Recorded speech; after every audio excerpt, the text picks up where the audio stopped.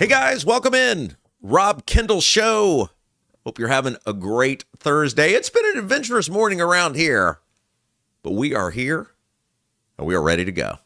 We're ready to bring you 2 hours of Indiana news and politics and government you're not going to get anywhere else. You know, the great reality show would be Rob and Jason setting up each day, because it's always an adventure. Man, we got a big show for you today. Before we get to that, though, want to thank some of our very, very special supporters who hit the support button over at robkendallshow.com yesterday.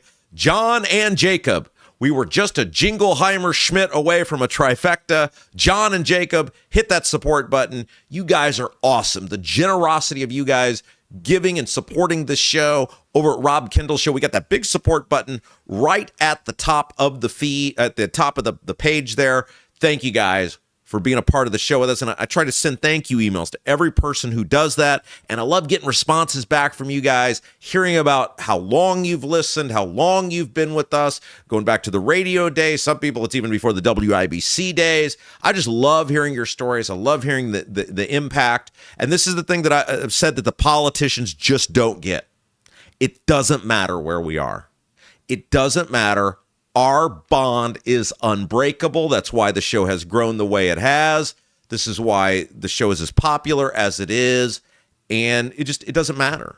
You guys are amazing. And from the bottom of my heart, I can't thank you enough. Speaking of growing the show, we need you guys to help us grow this program. We can't do it without you. That's what's so cool about how well we're doing. And when I say we, I'm talking about all of us. You guys know, I said this for years on the radio. I say it now. When I say we, it's us. We're a family together. The way we're growing, and the politicians, they hate this because they thought we were done. We grow organically. It's you, it's me, it's Jason, it's all of us together. And so every day we ask you guys to do a couple of things to help this show continue to grow so that all of our voices collectively rise together. First of all, hit the thumbs up button. Hit the little thumbs up button. Let people know you like the show. It really helps us with YouTube. Second of all, subscribe to the channel. We're doing great. We're well over 2,500 subscribers. That's amazing for under 8 weeks. And the last thing, share the feed. If you got a Facebook account, if you got a Twitter account, if you like what we're doing, that is a huge way to help us grow. Just share the feed. Say, Rob's here. Here's what he's doing now. Give it a shot. What else are you listening to this time of day anyway? I mean, there's nothing out there like us. So give us a shot. Help us out. Help us grow. Help us hold the politicians accountable. We call it like, we call it share, we call it subscribe. One other thing. Mentioned robkendallshow.com earlier. There's so much more than just a support button over there. Of course, that's probably the most important thing, but there's so much more than just a support button. Number one, we got the live feed up there. Number two, all the on-demand podcast platforms, the Apple, the Spotify, YouTube, all the places you can get the show. A lot of you guys listen on Apple. A lot of you guys hearing me right now on Spotify. Thank you to you as well. If you haven't, give us that 5-star review. You can share our feed there as well. That really helps. We've got articles each day from some of our favorite segments we talk about on the show. And, man, I've heard from so many of you guys who have seen the billboards. Yeah, you guys know this? We got a little rotating billboard at a couple places across central Indiana, right down there in Greenwood on 65. Cool thing about it, our buddy John Rust let us have a little access to that. And the establishment hates Rust. That is, I think, the best part about it is how much the establishment wing of the Republican Party hates John Rust, and they hate me, and Rust is helping me get publicity. I love every second of that. So check out the billboard. If you see the billboard, let us know. It's a little rotating billboard. You don't see us for very long, but every little bit helps. So let us know if you've seen the billboard. And if you want to see what the billboard looks like, just head over to robkendallshow.com. Okay, guys. Big announcement coming up tomorrow. Tomorrow's show, we have a big announcement for you guys. We think you're going to be thrilled to death about this. And this announcement is because of you guys. We have asked a lot of you guys through the first going on 8 weeks now of this program. And you guys have responded every single time. And we want to reward you guys for all the great things you're doing for us And so tomorrow we're going to be able to make a big announcement about something we think you guys are going to love. And it is because you guys have done those things we've asked you to do. You've contacted our advertisers, the people who support this show. You've liked the show each day. You've subscribed to the channel. You've shared the feed. We are here for you guys. We ain't here to get rich. We ain't here to get rich. Spite's a hell of a motivator. And so you guys have done such a great job as our extremely loyal, passionate audience that we have an awesome announcement for you guys tomorrow about the growth of this show. And so we'll look forward to getting that to you guys. Okay, before we get to the program, speaking of our fabulous advertisers, is your driveway showing signs of wear? Freeze-thaw cycles, road salts, environmental buildup, like mold and dirt, can all cause unsightly damage that can end up in expensive repair.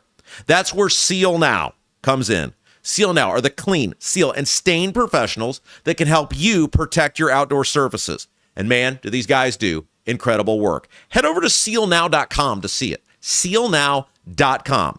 They do way more than just concrete, by the way. Decks, fences, pergolas, any exterior concrete or wood outdoor structure that needs cleaned or maintained, Seal Now, they're your guys. Call today, 317-548-2002. 317-548-2002. Visit sealnow.com. You can get a free estimate, whatever your project is. They'll take a look at it, totally free of charge, let you know what they can do, what it'll cost. But on top of that, when you call 317-548-2002 or visit sealnow.com, if you say, hey, I'm a Rob Kendall Show fan, I heard about your ad on the Rob Kendall Show, they're going to take 20% off any long-term sealing project. It's not one of these like, you get $5 off. 20% off just for saying you heard about Seal Now on the Rob Kendall Show. All right. So what are we doing today? You guys know one of the things I've talked a lot about is how politics ruins everyone.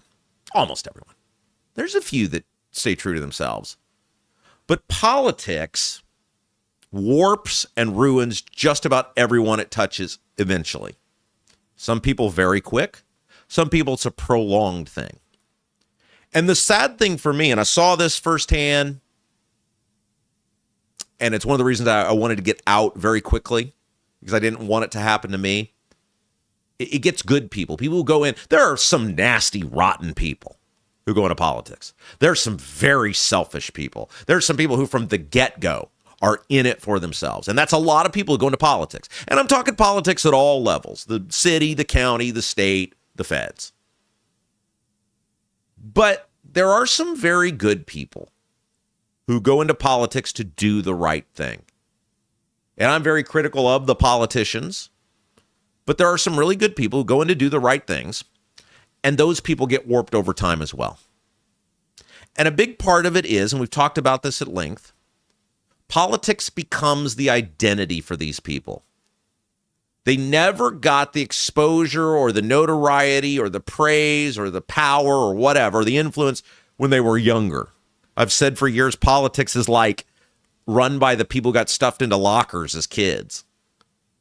And they have recognized, because the American people are largely apathetic and unengaged with their government, which sucks. That's on us. It's why we're here doing this show, to try to get fewer people apathetic and unengaged. But they recognize this is a path to power. If the people are going to give this thing to me that I couldn't obtain on my own through their apathy, through their unengagement, their disinterest, whatever you want to call it, this is my opportunity. And I saw this stuff firsthand of how people who I thought were pretty good people, and I saw them over a period of years, how they were warped, how they were ruined, because elevation became the whole thing. Elevation, moving up, more power, acquiring more influence, more prestige. It defined their whole life. They stopped being themselves, and they started just becoming almost this caricature of themselves. And every choice they made and everything they did became about the elevation rather than the people that they were elected to serve. And once upon a time, they actually gave a damn about and actually did the right things for. And I've talked a lot about this, and this is a reason our country's in the situation it is, a big reason.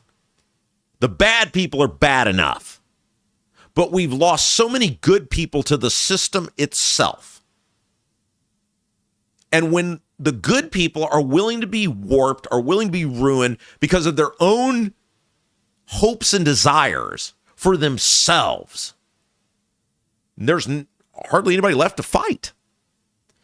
And I thought, you guys have heard me say this for so long. What if I give you someone who could serve as an eyewitness account to this? Like, don't take my word for it. Oh, Rob, he's a shock jock. Oh, Rob, he just says things for ratings. Oh, Rob, he's such a blowhard. Somebody yesterday got into with me on redistricting and was saying how that's redistricting failure was all my fault. And I said, look, you guys got to pick a lane. The politicians say I'm just a shock jock and a blowhard, nobody listens. And then you're saying that I'm the reason redistricting failed. Look, I'm willing to wear whatever scarlet letter you want to put on me. Shock jock, blowhard, nobody listens. Okay, I'll take that. Or I'm so influential that senators who don't even represent me, who live 2 hours away, are subservient to my demands. I'm fine with whichever one. But we can't have this back and forth. We can't have this whatever in the moment I want you to be. If you want to say I'm so influential that I can make senators do whatever I want, I'll gladly accept that. Or if you want to say I'm a shock jock, blowhard, nobody listens to me, I'll take that too. But then you can't blame me for stuff. You guys got to pick a lane on what we're doing here. So later today, I'm going to have a guy by the name of AJ Feeney Ruiz on our show. And AJ spent a very long time in a variety of roles around our now Attorney General Todd Rokita, going all the way back to after Rokita was first elected as Secretary of State. And AJ is going to be with us to talk about how Todd Rokita changed over time and how so many of these politicians, these high-profile people he was around, changed over time. To the point the guy became so disillusioned with the system, he not only got out of politics altogether, he fled the country. Like, he spent years out of the country. These people were so rotten. But I chose AJ and I chose Rokita for this reason. I saw AJ because he worked for Todd. He was a comms director when Todd was the Secretary of State. And I've said this for many, many years, and you guys are longtime listeners know this. When I first started paying attention to politics, I really admired Todd Rokita because Todd Rokita, at a time I was first coming into paying attention to politics, this is 07, 08. This was the property tax cap fight was really the first thing that got me paying attention. Like, it seems weird, like a world where Rob Kendall was naive to local politics and government. It was a college kid. I'd started a business very young. It was successful. I was buying a radio station. I was doing all these things. I voted. I naively voted based on Republican versus Democrat. And I couldn't tell you much about other than the high level national stuff. But when the property tax stuff started in that 07, 08 timeframe is when I started really paying attention as an outsider, but reading, learning. And Todd Rokita was a guy I read a lot about and started to admire because he repeatedly took bold positions that seemed reasonable. I would describe Todd as a Secretary of State as bold but reasonable.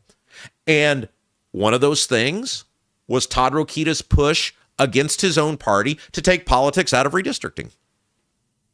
Todd Rokita got in big trouble with the Republican Party in the late 2000s because he was super bold and super vocal that we needed to remove politics from redistricting and draw fair maps. And I remember reading about this and seeing this and going, wow, this guy's pissing off people in his own party because he wants to do what's right for the people. And I kind of like that. Now, Todd Rokita has taken the exact opposite stance on redistricting. He wants to, and by the way, the maps we have today look very similar to the maps Rokita proposed back in the late 2000s, removing politics. Some changes because of population shifts, but the maps themselves look very similar. They're good maps. And Todd Rokita now stands in direct opposition to the maps he once proposed, the system he once proposed. The same thing is true with voter ID. And I saw AJ, who's now a local business owner, living back here in America, make this post about voter ID. He was there when Todd was the Secretary of State proposing the landmark voter ID law. And he was talking about how one of the things Todd Rokita was adamant about in that voter ID law was that college IDs be allowed to work for students to cast their ballots. And how disgusted he was that Todd Rokita today takes the exact opposite position as Attorney General. And I'm reading this thinking, this guy, Todd Rokita, did really good stuff. Really independent stuff. Really bold stuff. Stuff that we should aspire to see from all of our politicians. Advocating for good public policy that cut through the barriers that politics creates and trying to do right for the people. And yet on multiple occasions now as Attorney General, he has advocated in direct contrast to not only the positions, but the landmark legislation that he helped pass. I can't believe that Todd Rokita just suddenly woke up one day and thought, you know what, I was dead wrong on those things that I felt so deeply about. Dead wrong. No. He's changed his position because he believes that subserviency to the Trump administration and the Trump orbit will help him elevate. Because Todd Rokita's whole life has been about elevating himself up the political ladder. So coming up in a little bit, AJ's going to join us, and I'm going to ask him to give firsthand accounts. Look, AJ, I've known AJ for a long time. I've not talked to him in years before we had this conversation. Politics did damage to this guy, and he was a good guy. He was a good guy who cared deeply about the taxpayers and the voters and the system doing the most, working in the most efficient manner. And he's a different dude now. And I hate seeing that. I hate seeing that. And I hate what politics does to people. And so I thought it'd be a good exercise today, because I've said this for years, to hear and for you guys to see a firsthand account on how politics ruins so many people that it touches. You know what doesn't ruin people? You know what makes them actually happier?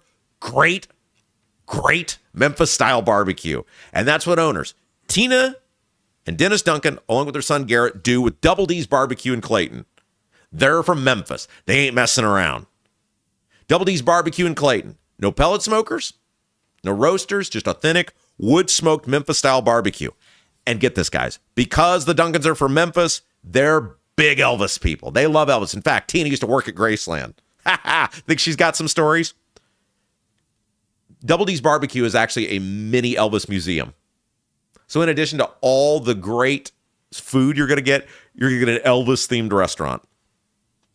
Double D's is more than just great food. They bring the receipts. They're winners. We love winners on this show. They've won at Hendricks County Rib Fest for both best ribs and best sauce. Double D's Barbecue, located 39 and 40 right there in Clayton. Easy to find, easy to get to. Check out their full menu, ribs, brisket, and more. DDBBQ317.com, DDBBQ317.com. All right, enough crapping on Todd Rokita for this hour. We'll get to more of that in the second hour. Hi, Todd. All right, let's take a break. When we come back, we have a huge update on this story we led with yesterday. We talked about early on yesterday. Politicians in the General Assembly are outraged over this former head of DCS disappearing for 3 months, then coming out with this sweetheart, secretive advisory role to the governor. We told you yesterday this thing stinks, and now the politicians are getting on it. We'll talk about that next. You're watching Rob Kendall Show.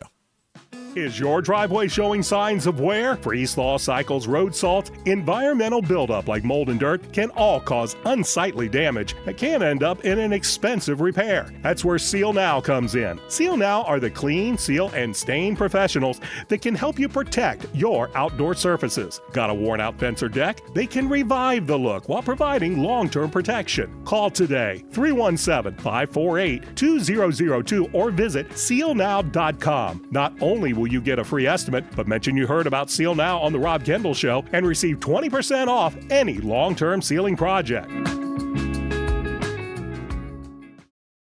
Are you seeing cracks in mortar, moisture working through walls, facade or structural failure beginning to surface? Bramwell Mackay sets the standard for exterior and structural building solutions. Our 40-year master masons and industry experts address moisture intrusion, failing foundations, masonry deterioration, and more. From preserving historic landmarks to addressing modern building envelope issues, Bramwell Mackay delivers full-spectrum service with white-glove professionalism. In Indianapolis, call 812-33-BRICK. 812-33-BRICK. Hi, I'm John Piper. I'm running for Congress in Indiana. I'm the only candidate in the United States of America exposing the crisis we have in mother's breast milk. Purdue University is a major player in that. Purdue is selling our veterinarians to out-of-state corporations for big money. Bobby Kennedy needs to know about it effective immediately. We are 55,000 veterinarians short across the United States. My two major opponents, Craig Haggard and Jim Barrett, are both protecting the Iranian terror cell in Plainfield, Indiana. I'm John Piper. I approve this message. Paid for Friends for Piper for Congress. Buying a home or thinking about refinancing? Work with someone local who understands the central Indiana market. Gary Tedrow with Verity Mortgage helps homebuyers and homeowners explore options for purchasing, refinancing, or even consolidating higher interest debt through their mortgage. Gary's approach is simple, clear advice, and personalized guidance so you can make confident decisions. Visit loansbygary.homes to learn more or get started today. You've got nothing to lose but dollars on your mortgage payment. So call for a free, no-obligation quote, 317-695-5179. Gary Tedrow, NMLS number 179207 with Verity Mortgage, NMLS number 70345, an equal housing opportunity lender. I'm Doug Cobb for Clay County Commissioner. I'm running to bring transparency back to our local government. As a concerned citizen, I want to know what's going on. We need new and fresh ideas for today's challenges. We need a vision for future generations. As a small business owner, I want to explore and promote opportunities to make us all successful. Let's create a brighter future for Clay County together. I'm Doug Cobb, running for Clay County Commissioner, and I approve this message. Paid for by Linda Cheesem.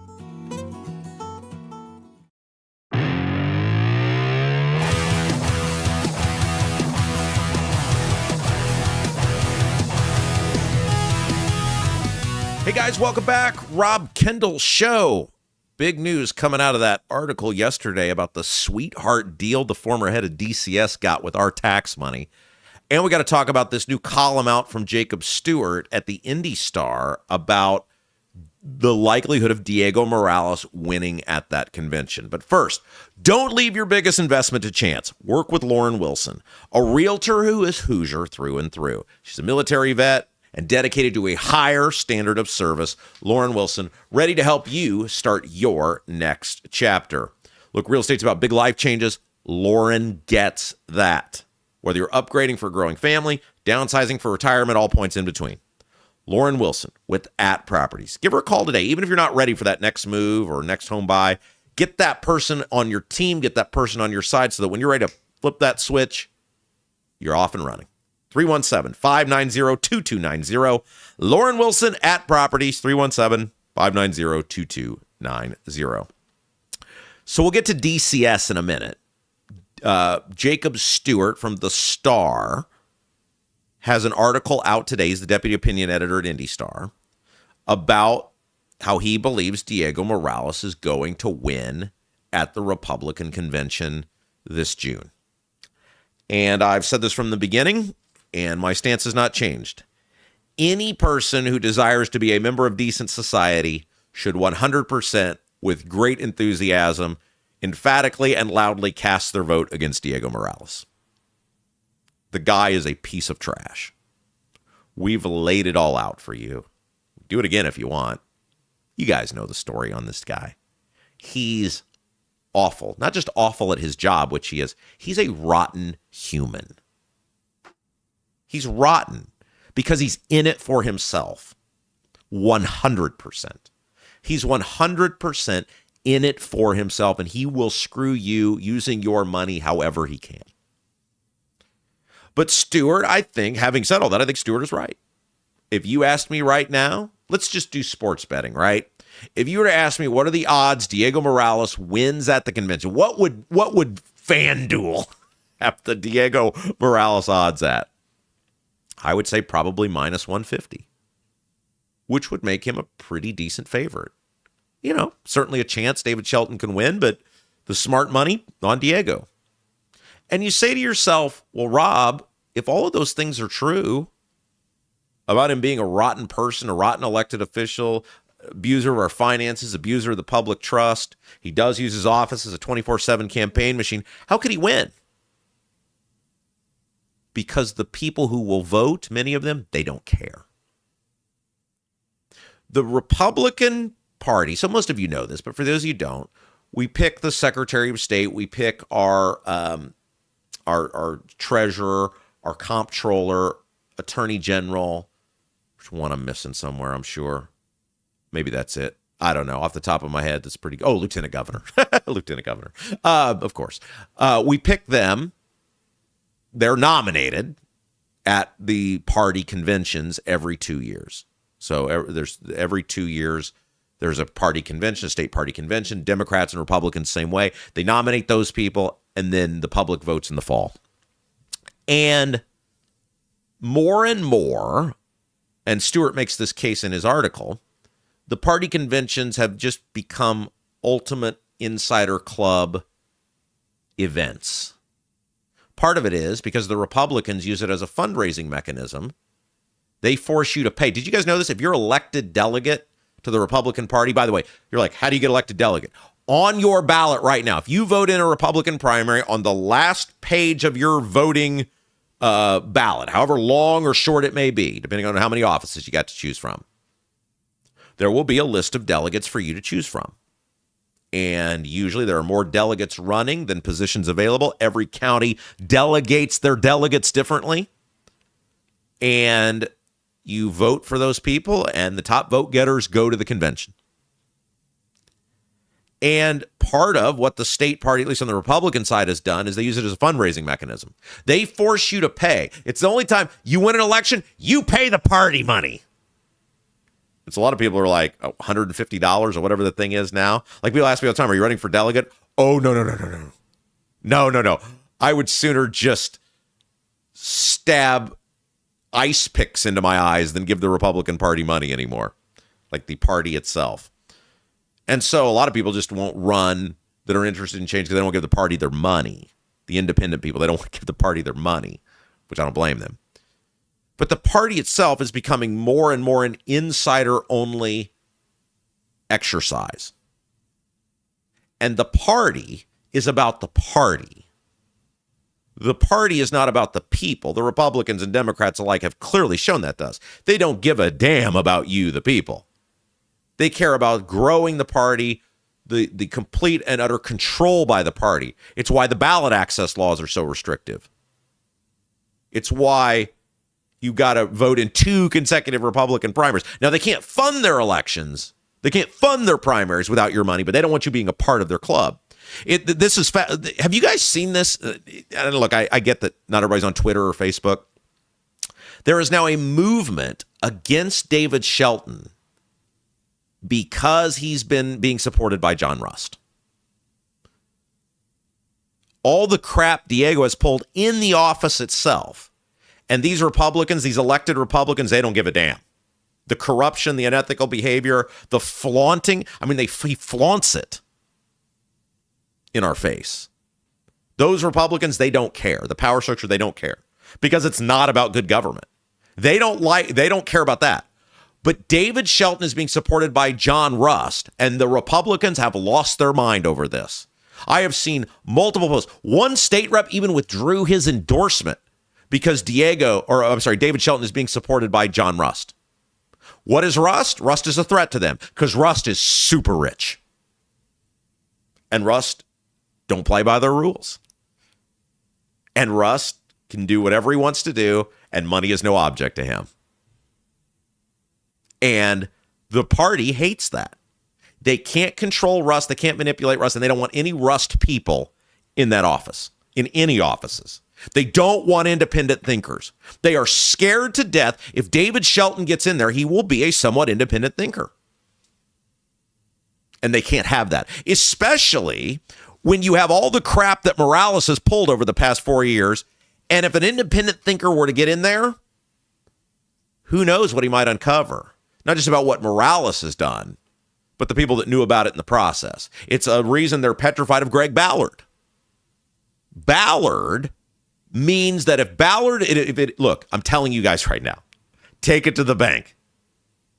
Not that wagering on politics is allowed in our society, of course.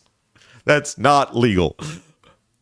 If Morales and Ballard are on the ballot with Bo Bai will be the Secretary of State. Because once you get outside the confines of the restricted party convention, a lot of people hate Diego Morales. Now, they will vote red if they're forced into it. If it's Bai v. Morales, a lot of people would vote for Diego because you can't stand the thoughts of a Democrat. But if you give them a viable option, they would vote for that. And I'm not saying Ballard's going to win. I've been adamant with you guys. I don't think Ballard can win. I don't think there's logical math. But I think Greg Ballard can serve a very important purpose in our state's history, which is starting to break the two-party monopoly up. I think Greg Ballard getting 20% of the vote changes the state forever. I felt the same way about Rainwater in 2020.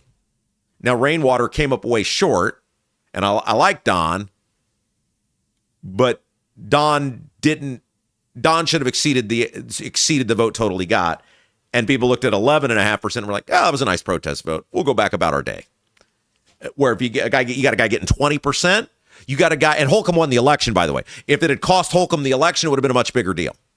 Ballard has the ability to not only get the 15-20%, which gets the Lincoln Party primary ballot access, which is a huge deal. He has the ability to cost Diego Morales the election, which is a bigger deal, which means you now have a third party which can stop the monopoly. But if it's Morales and Ballard and Bai wins.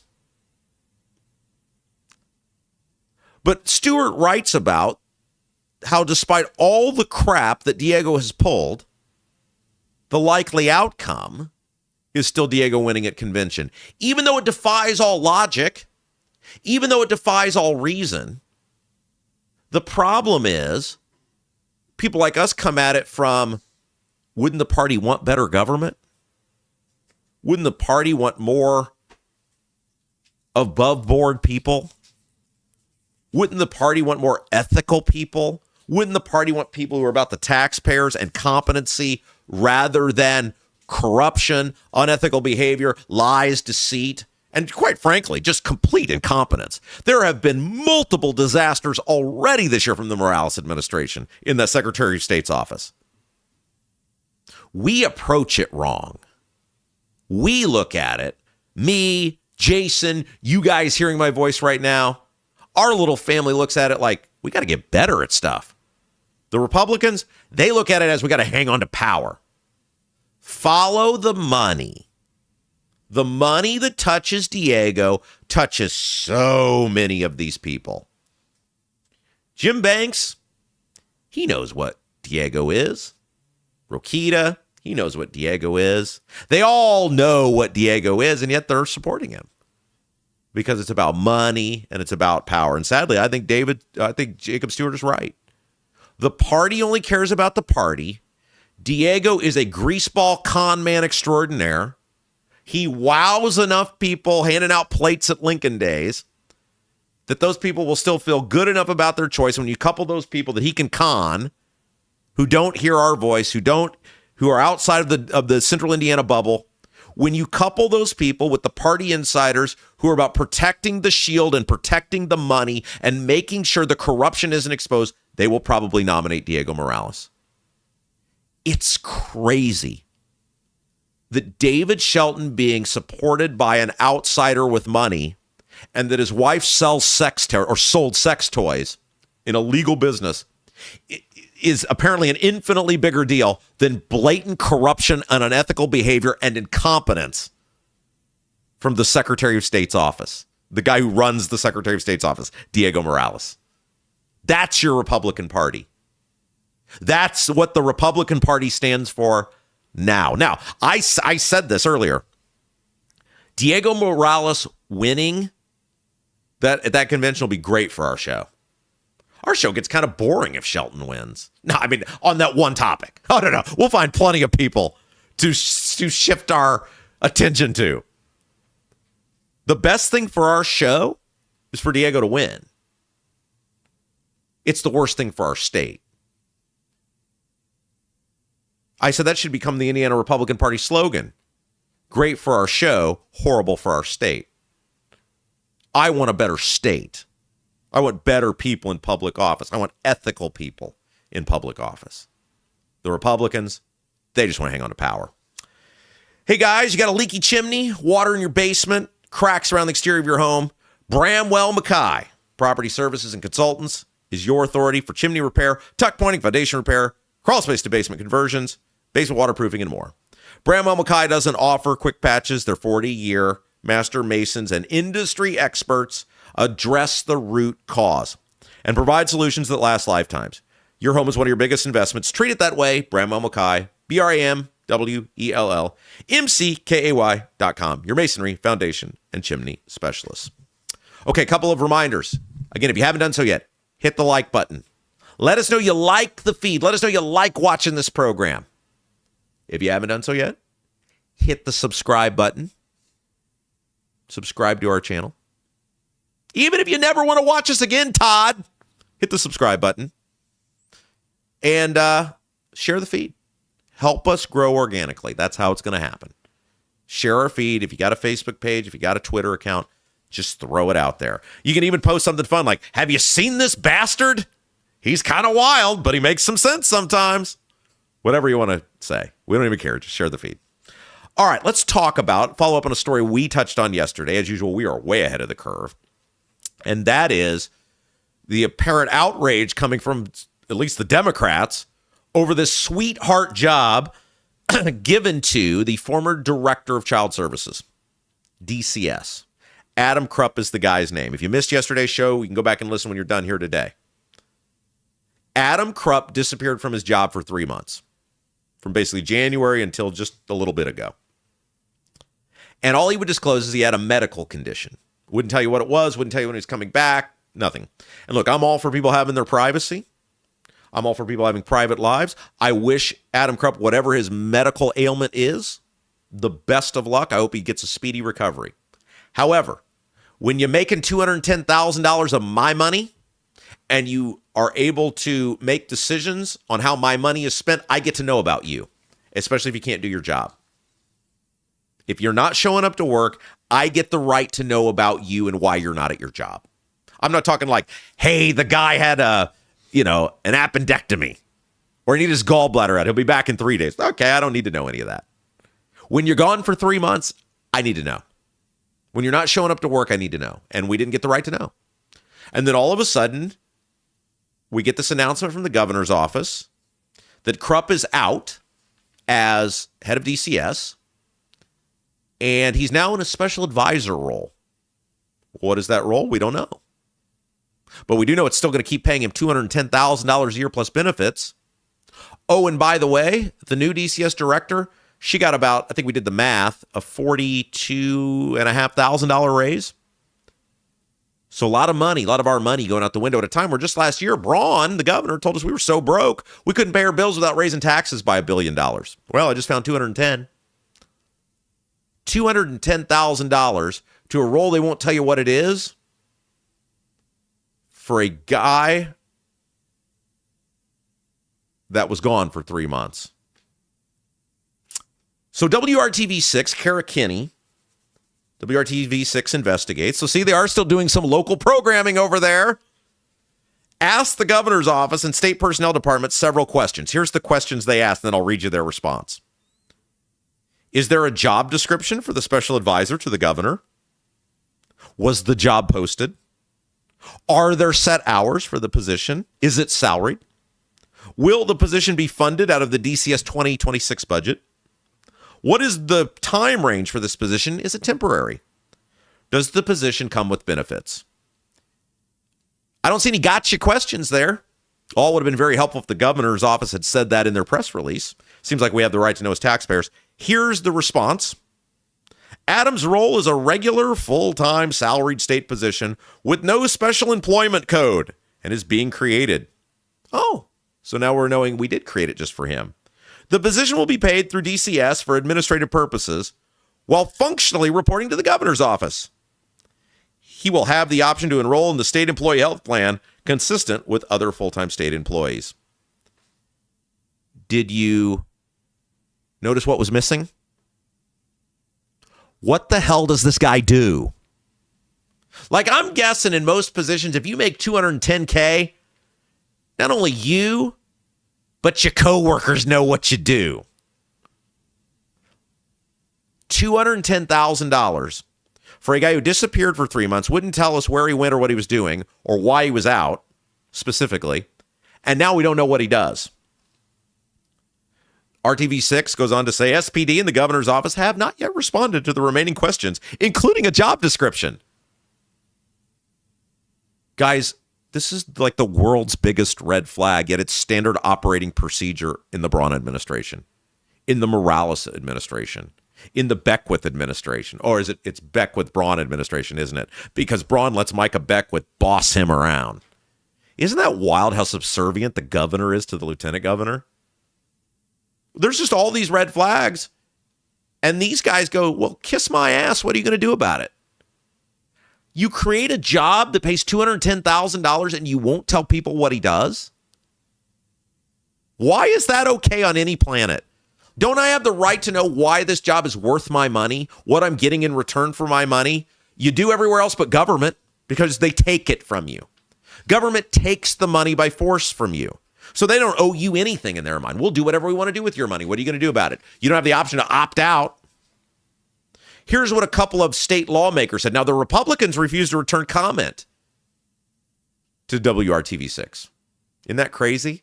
The Republicans, they don't have anything to say about this in the House or the Senate. Here's what Fatty Cadora, state senator, said. I'm concerned because this is out of the normal of how government works. State government is not a private company. It's a public institution funded by taxpayers. So taxpayers deserve to know the answers to these questions.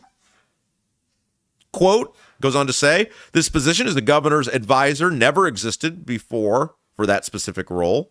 It seems this was a personal privilege that was afforded to a government employee that was not extended to others. That special treatment and favoritism is not something I support. Yeah, spot on. Why do the Democrats have to keep talking sense? Why aren't the Republicans saying this? This is total party insider special treatment BS. Representative Greg Porter, who's on the state budget committee, said our priorities are wrong. It's very alarming to me. Dollars that we have should be going towards keeping children safe. This is not good governance. By the way, Fatty Cadora made a great point. $210,000.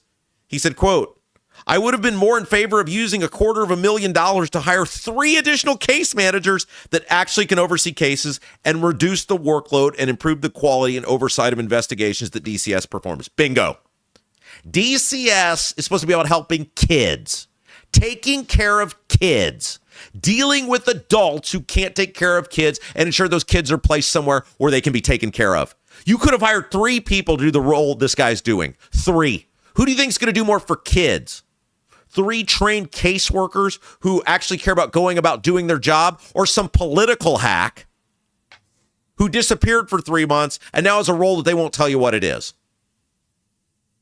As usual, the Republican Party, Mike Braun, not about kids, not about taxpayers, not about helping us, simply a giveaway to one of his political buddies. And shame on Adam Krupp for taking the position. Shame on him. You were given a great opportunity. If you had illness, I'm sorry. I hope you get feeling better. You should not be in a position where you're making that amount of money. Oh, and by the way, apparently he can do the job now. I mean, I guess he's back to work, right? If he's making the same amount of money, this is the other question people should be asking. If he's capable of doing this job, why is he not capable of doing the job he had before? Why is he not capable of leading DCS? That question needs to be answered. We deserve an answer. We're not going to get it, but we deserve it. Hey, before choosing a mortgage, it's smart to talk with someone you trust and can actually sit down with because they're local.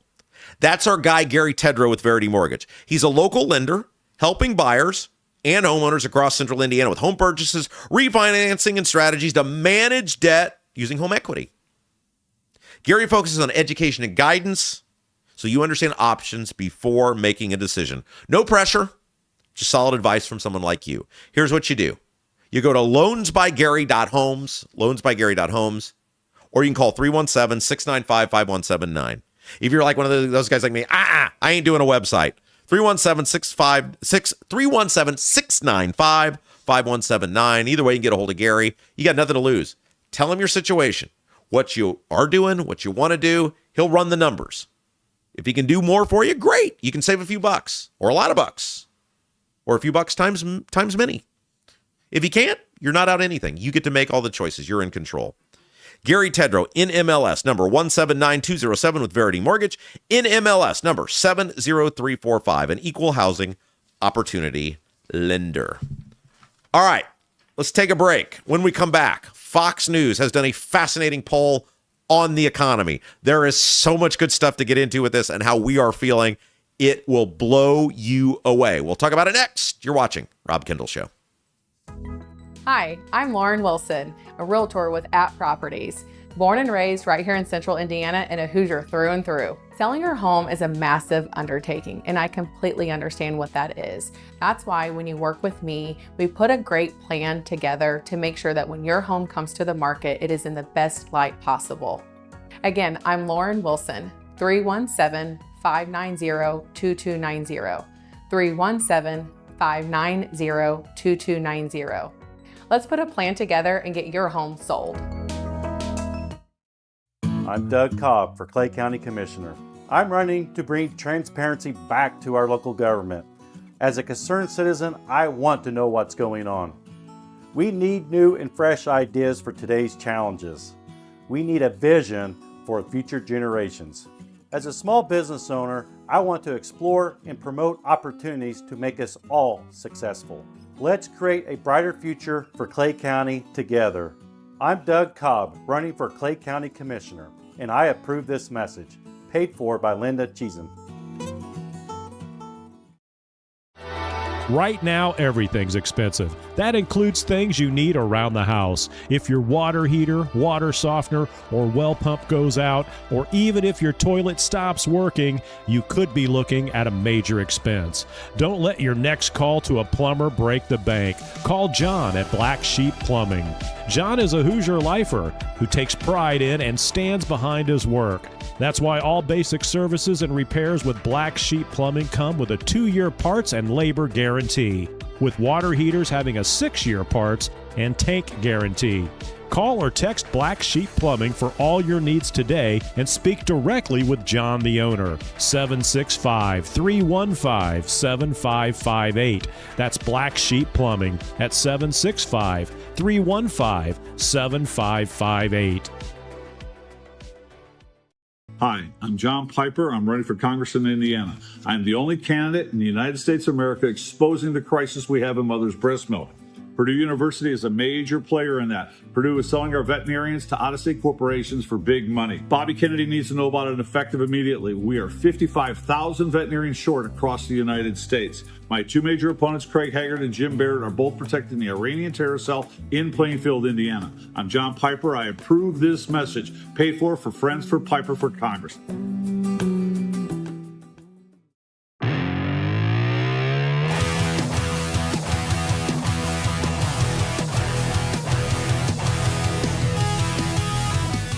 Hey, welcome back. It's the Rob Kendall Show. Don't forget, if you haven't done so yet, hit that little thumbs up button. Even those of you who are mean in the YouTube comments, which, by the way, on our show, we allow people to not like me. We do have some rules that you got to behave like a member of decent society, and producer Jason is in charge of that. We allow those critical comments. If you don't like my take on something, that's okay. That's all right. But hit that thumbs up button. If you're going to be here, if you're going to watch the program for free, which we're able to do every day thanks to our fabulous sponsors, you just got to like us. You like that we're giving you free programming. Even if you hate me, you got to like the feed. Come on, don't be a dine and dasher. You got to contribute something. Also, coming up here in just a little bit, man, we're going to this is going to be a wild segment. And look, guys, one of the things I love about this show is like there's just no rules for it anymore. I see something and I go, that's interesting. Let's do it. And it doesn't fit in the box of traditional media. I can do it. Like, I love it. I love it. Like, I can just take a gamble on something. And sometimes you get done with something and you have no idea how it's going to go. And you're like, that was even more wild than I thought it was going to be.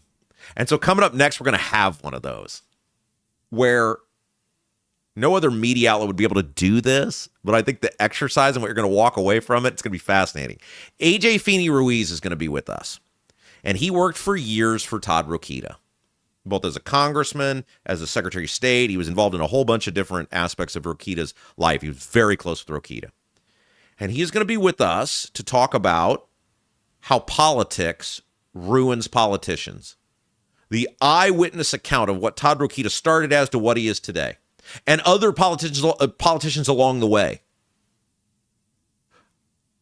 And look, guys, I just think you're going to be fascinated by this conversation. And it goes all over the place. Some of you know the name because AJ was super involved for years. He's a wild guy. He's a very interesting guy, though. And I just think you guys are going to be fascinated beyond belief. Like, obviously, we taped the interview yesterday. You'll ask him a question. He'll go into the thing. Then he'll go off on something totally different, then come back to the thing. Like, I was watching this, like, when I interview people, sometimes I will just find myself actually almost like as a listener while I'm doing the interview. I was mesmerized by this. I was like, oh my gosh, this is incredible.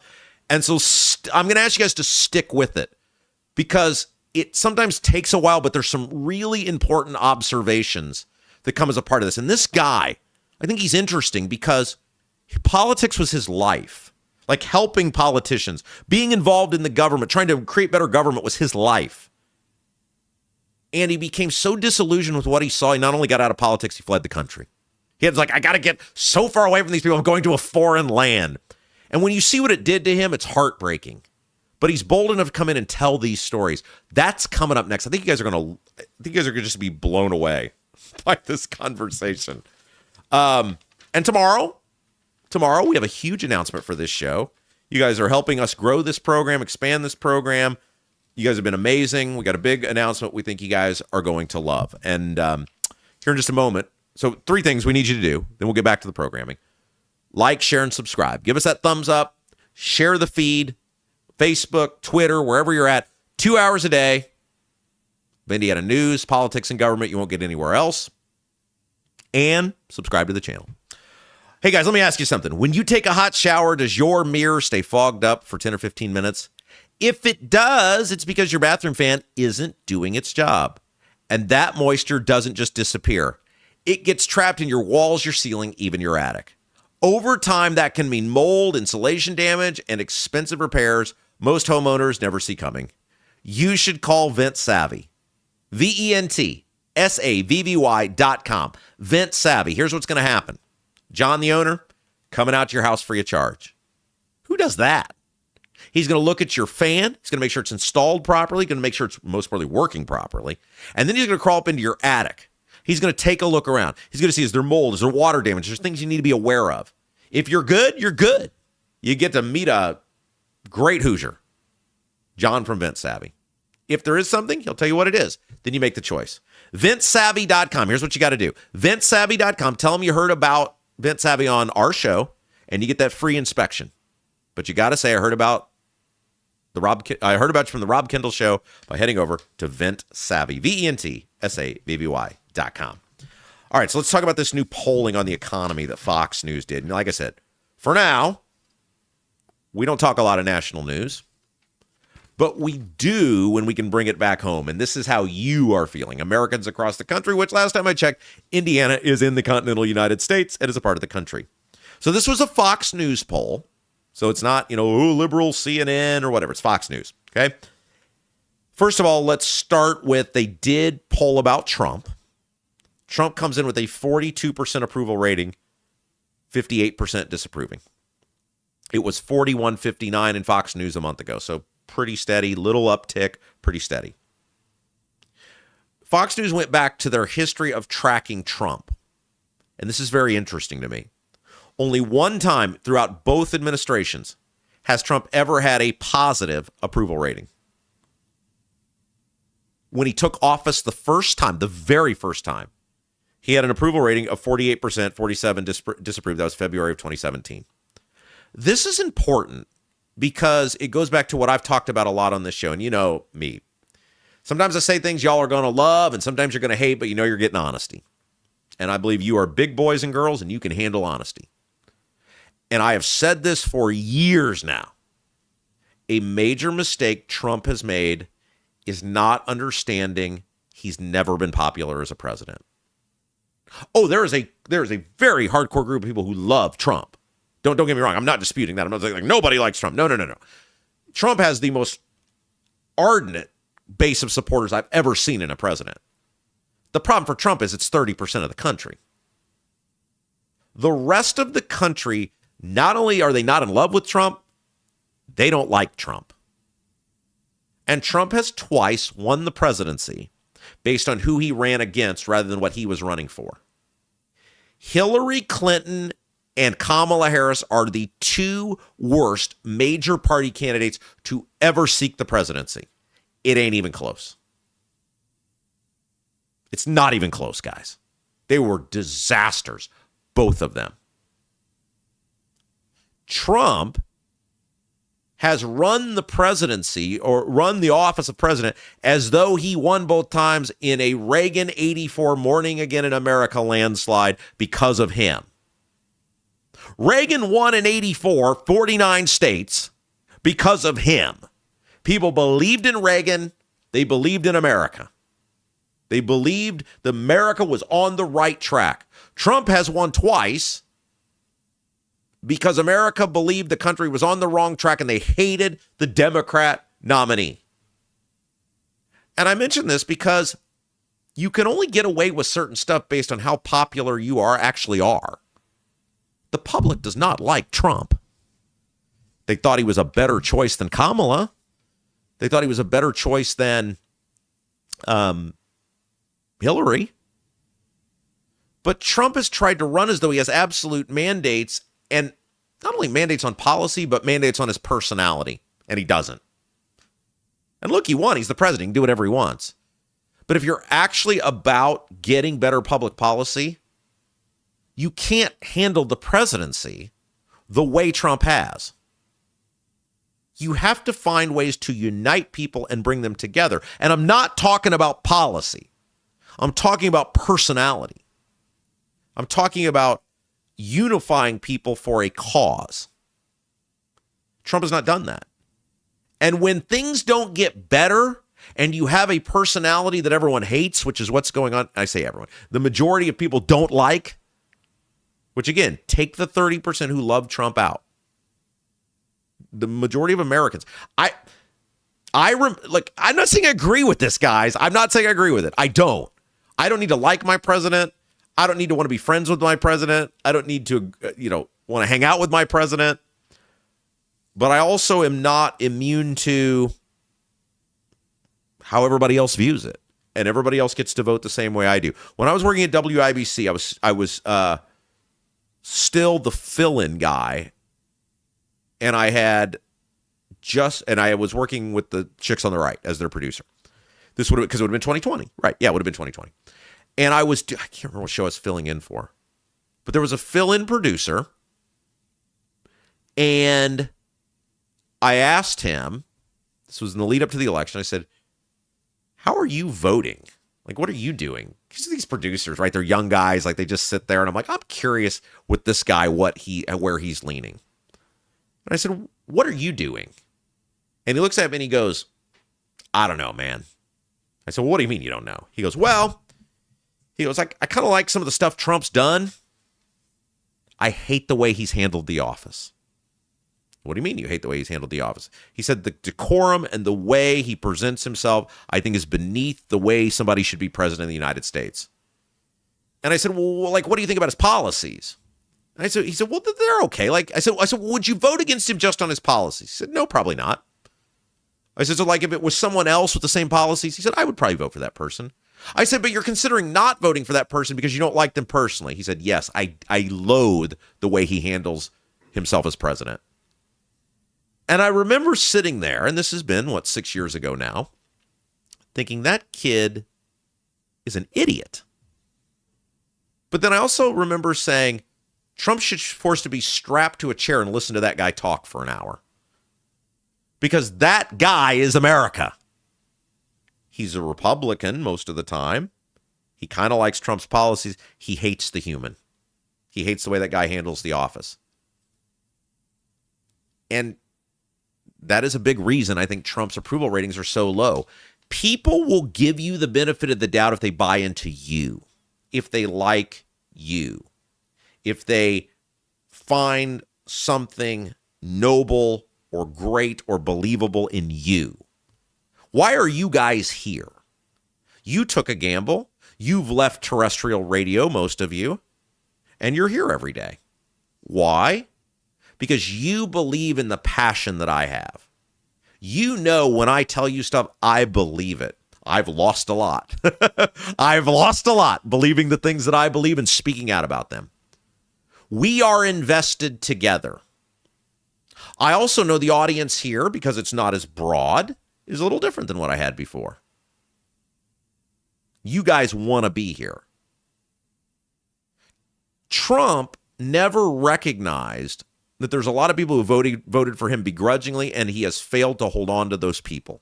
And then when those people begrudgingly vote for you, like, why did so many people turn on Braun after the property tax thing? One, he failed, he lied.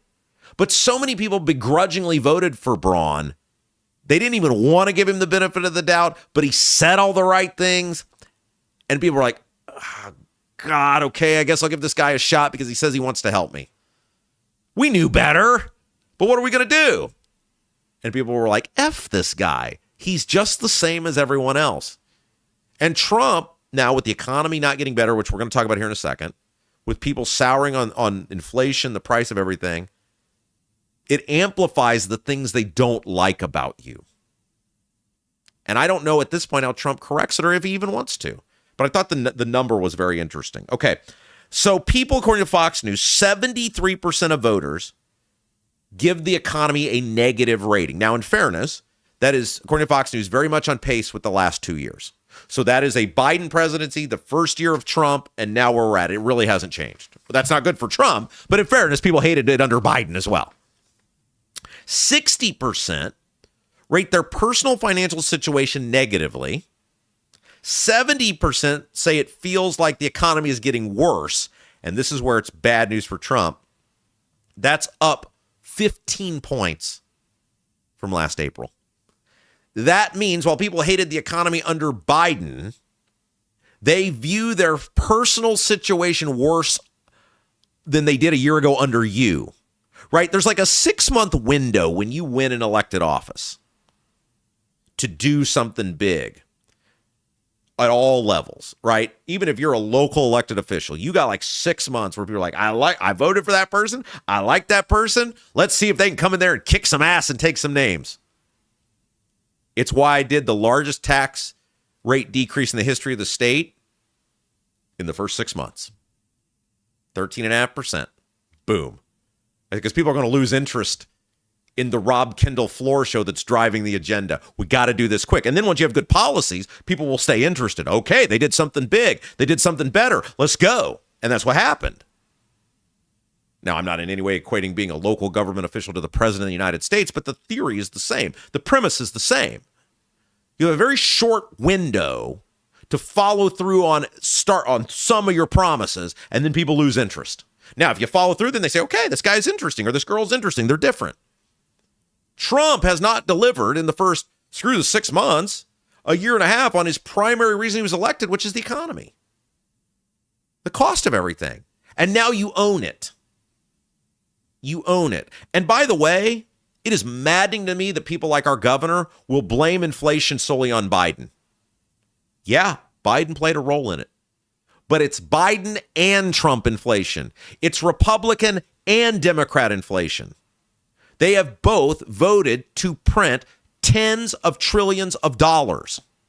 They are both equally to blame. And when I hear Braun talk about, I'm suspending the gas tax because of Biden inflation, that shows me your party has no idea how to fix it if you aren't willing to admit what's actually happened. And I don't know whether the problem with Braun is he voted to print a bunch of that money, so he ain't going to own it, right? Braun voted to print a bunch of that money when he was in the U.S. Senate, so he ain't going to own it. He ain't going to go, yeah, we really effed that up. My bad. Whoops. But I'm fixing it now. People go on to say, and by the way, this is interesting, twice as many say President Trump's policies are hurting, 56%, as helping, 28%. That's bad. That means not only is it not getting better, you've made it worse. Not good. And again, the honeymoon period ends after about 6 months. As we've told you on this program, pocketbook issues, according to Fox News, are the reason. Groceries, number one. And I have told you about this. Every time I go to the grocery store, it feels like someone has kicked me right in the junk. I hate it. I hate looking at the register. I hate it. And you guys know I'm the most frugal person imaginable. I can't imagine what it is for you. Like, I just leave stuff. I won't eat that this week. I'll be fine. I'm chubby enough. Gas, 60%. That's bad because that's a Trump deal. Gas is more expensive now than when Trump took office, and the gas prices have gone up because of a decision Trump made. That's bad news for him. It's followed by healthcare and then housing. Gas matters, as we said, and here's the numbers on this. The 60% number for gas is now double what it was in September of 2025. Goes back to what I said. The issue is much bigger now. You've been president. You caused it. People blame you. You can't blame Biden for the gas. I mean, Biden had his own issues with gas, right? But the point is, when you took office, it's a bigger problem now than when you took office. You own it. A couple other things that were interesting in this poll, and then we'll get to a break. Democrats at 68% describe themselves as as extremely motivated. More Democrats describe themselves as extremely motivated to vote this year. 68% to Republicans, 60%. What that is people who will definitely show up, which means all things being equal, Republicans start with an enthusiasm disadvantage. That's bad.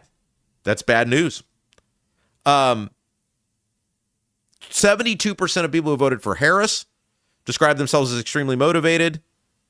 59% for Trump. Look, Trump won an electoral landslide. He didn't win in a national vote landslide. He won all those swing states. He did.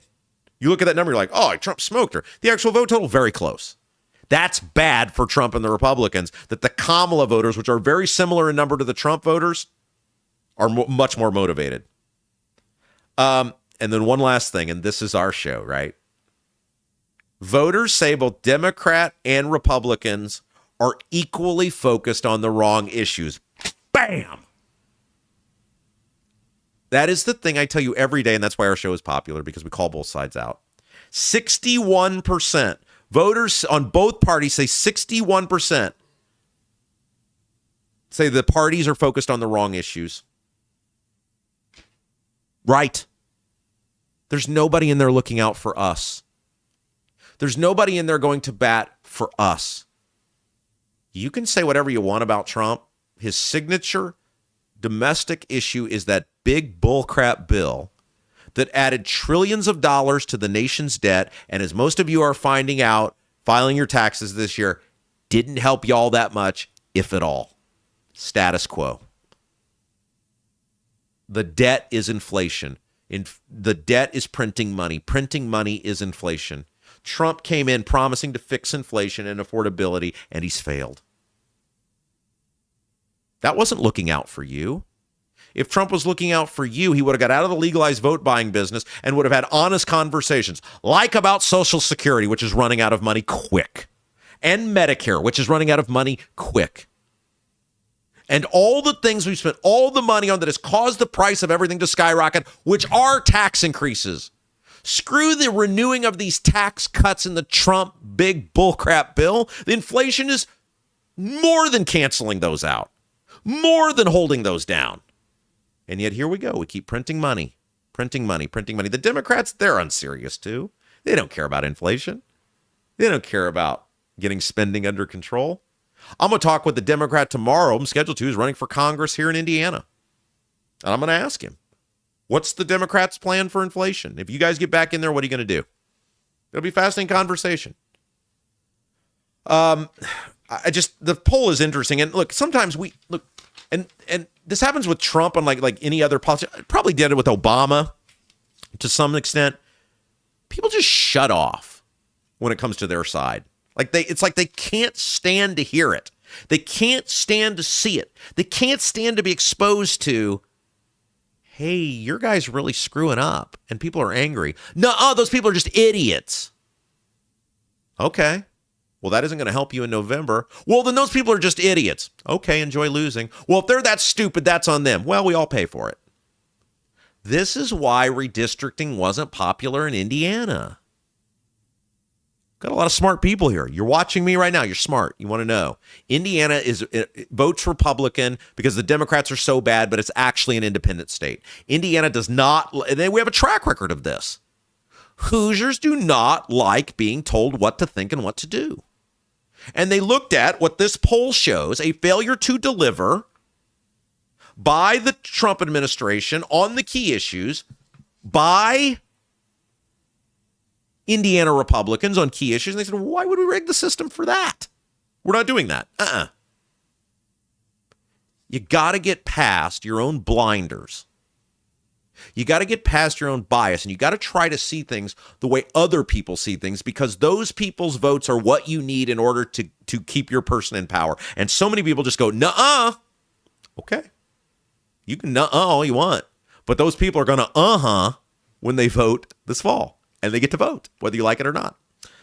All right, I want to spotlight one of our sponsors today. This guy's been with us for the past month, and I hope you guys can contact him today, even if you don't need his service. He's been a great sponsor for us, staying with us for another month.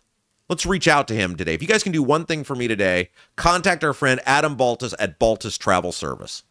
We're going to start spotlighting a different sponsor each day, talking maybe a little more extensively about them, because these are great local merchants, guys. They're investing in us so we can have this program for you guys every day. So if you can do one thing for me today, reach out to Adam Baltus at baltustravel.com, BALTUS travel.com, or give him a call, 812-593-7561. Look, summer travel season right upon us. We're getting into spring. That means you're going to make those summer vacation plans. Adam is here for you. He plans those trips for you. He takes all the hassle, all the worry out of it. Hotels, flight, rentals, car rentals, all the stuff. He can do it.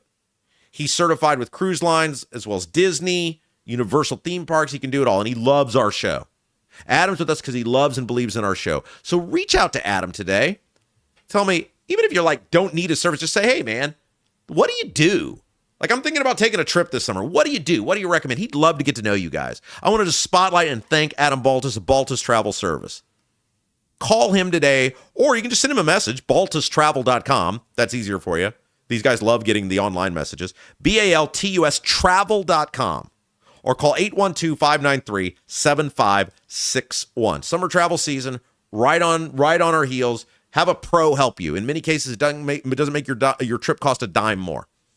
It's like you get it basically for free. You get the same trip. Somebody else does all the work for you in many cases. baltustravel.com. Let Adam know you appreciate him sponsoring our show and get to know Adam Baltus. Okay, let's take a break. When we come back, wild interview coming up. AJ Feeney Ruiz is going to be with us. He spent years in the orbit of Todd Rokita, and he is going to give us a firsthand account of how politics warps and ruins even the best of us. And it drove him so, I don't know if bonkers is the right word, but he had to get out of politics and flee the country altogether. This conversation is a stream of consciousness coming up. It's the Rob Kendall Show. Planning a trip can be overwhelming. You know where you want to go, but how do you make it happen? That's where Baltus Travel Service comes in. Adam Baltus takes the worry out of travel and is with you every step of the way. The great thing about using Baltus Travel Service is in most cases, it won't make your trip cost an extra dime. Adam is certified through most major cruise lines as well as Disney and Universal theme parks. If you've been thinking about going anywhere in the world, take the worry out with Baltus Travel Service. There's no charge for a consultation to find out in advance what your trip will cost. Get started today by visiting baltustravel.com or call 812-593-7561. 812-593-7561. Hi, I'm Lauren Wilson, a realtor with App Properties. Born and raised right here in Central Indiana and a Hoosier through and through. Selling your home is a massive undertaking, and I completely understand what that is. That's why when you work with me, we put a great plan together to make sure that when your home comes to the market, it is in the best light possible. Again, I'm Lauren Wilson, 317-590-2290. 317-590-2290. Let's put a plan together and get your home sold. I'm Doug Cobb for Clay County Commissioner. I'm running to bring transparency back to our local government. As a concerned citizen, I want to know what's going on. We need new and fresh ideas for today's challenges. We need a vision for future generations. As a small business owner, I want to explore and promote opportunities to make us all successful. Let's create a brighter future for Clay County together. I'm Doug Cobb, running for Clay County Commissioner, and I approve this message. Paid for by Linda Cheesem. Right now, everything's expensive. That includes things you need around the house. If your water heater, water softener, or well pump goes out, or even if your toilet stops working, you could be looking at a major expense. Don't let your next call to a plumber break the bank. Call John at Black Sheep Plumbing. John is a Hoosier lifer who takes pride in and stands behind his work. That's why all basic services and repairs with Black Sheep Plumbing come with a 2-year parts and labor guarantee, with water heaters having a 6-year parts and tank guarantee. Call or text Black Sheep Plumbing for all your needs today and speak directly with John, the owner. 765-315-7558. That's Black Sheep Plumbing at 765-315-7558. Hi, I'm John Piper. I'm running for Congress in Indiana. I'm the only candidate in the United States of America exposing the crisis we have in mother's breast milk. Purdue University is a major player in that. Purdue is selling our veterinarians to out-of-state corporations for big money. Bobby Kennedy needs to know about it effective immediately. We are 55,000 veterinarians short across the United States. My two major opponents, Craig Haggard and Jim Barrett, are both protecting the Iranian terror cell in Plainfield, Indiana. I'm John Piper. I approve this message. Paid for Friends for Piper for Congress.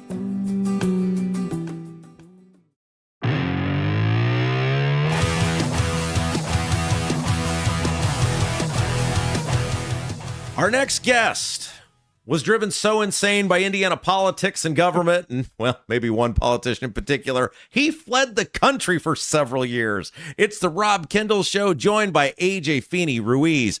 You are a fascinating international man of mystery. And look, I saw this post that you made the other day about Todd Rokita's now what appears to be very hypocritical position on voter ID. And it was this like just unlaunching on this guy. And I said, I have to have him in because I think you have great insight into, we have talked about this for years on WIBC and now here. What the hell happened to Todd Rokita?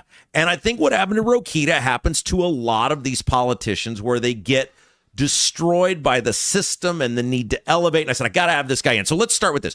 You used to be Todd Rokita's communications director, correct? Among other things. All right. So I'll just give you a quick little background.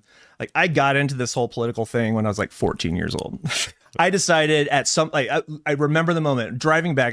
My mom went on sabbatical. She's a physician. She went on sabbatical for a year. I went to the school in Florida, South Florida. I did my time there. I don't ever have to go back. But like You've been both Florida man and Indiana man. And I think I had a history teacher or something like that just talked about politics all the time. And for whatever reason, it just kind of got in my head. And somebody told me that I shouldn't be a chef. I should be a lawyer. And so at 13, I just sort of made the decision. This is what I'm going to do. I'm going to go to law school. I'm going to do politics. And who knows why? I mean, I know why now. But at the time, I was told, can't be a chef. Can't be Indiana Jones. You got to do this stuff. Earn a living. You got to earn a living, which I respect and I do. But like... So with blinders on, I just kind of pursued this course of life. So I went to, I graduated early from high school. After graduating early from middle school, then I went to boarding school for a couple years. You were like a total overachiever. Well, so at the age of 44, I was formally diagnosed with ADHD. And then a year later, after the meds started working, then it was like, oh, hey, you're also autistic. Well, so, and I got the OCD, so this will be a great interview. So you ended up, like you said, you were the classic overachiever. You did all these things. Yeah. You end up at a very, very young age. I mean, you were in your, early or mid-20s. You end up as Todd Rokita's communications director. Yeah, I was the youngest in the state house at the time as an executive staffer. So I was barely 24 at the time. I had just turned 24 in September, and I think I started working for him in March of 2025. Yeah, 2005. Yeah. So, and I've always said this about Rokita. Like when I first started looking at politics, before I really knew whether it was redistricting, where he used the AI to draw the maps, try to take politics out of the maps, the voter ID stuff, I said he seemed in the early period of his career a guy who really cared about the people and was really willing to buck the party to do what's right. You were around him in those early days. Did you find that? Yeah, I mean, it was intoxicating. So I met him for the first time, had to be during the fall of 2002, and I was 22 years old when I met him. So I was chairman of the College Republicans at DePauw. And we reached out, we invited him to come. I don't know. I think Tom John was his campaign manager at the time. Who coincidentally years later was my campaign chairman. He was the big shot in Indiana, in Indianapolis politics. Yes. And so you sort of stayed with Rokita on and off, really kind of through his time as a Secretary of State and the Congress. Yeah, so with a nice little break in between to work for Charlie White before he was kicked out. I was actually, believe it or not, Deputy Secretary of State of Indiana for about 48 hours. Yeah, that's before they could swear. And I was on vacation. I was actually burning through my days off. So as we've talked about, Charlie White was the Secretary of State after Rokita. Yeah. He had a little problem telling people where he lived, and then he was nothing that Diego apparently hasn't. Isn't it amazing? It's just so bonkers to me. And we were talking a little bit about this before we started rolling, but so what happened, and we'll get more into this. I was around all of these people from the beginning. I was running state college Republican stuff with Jim Banks when he was chairman of the IU College Republicans, and I was chairman of the DePauw University College Republicans.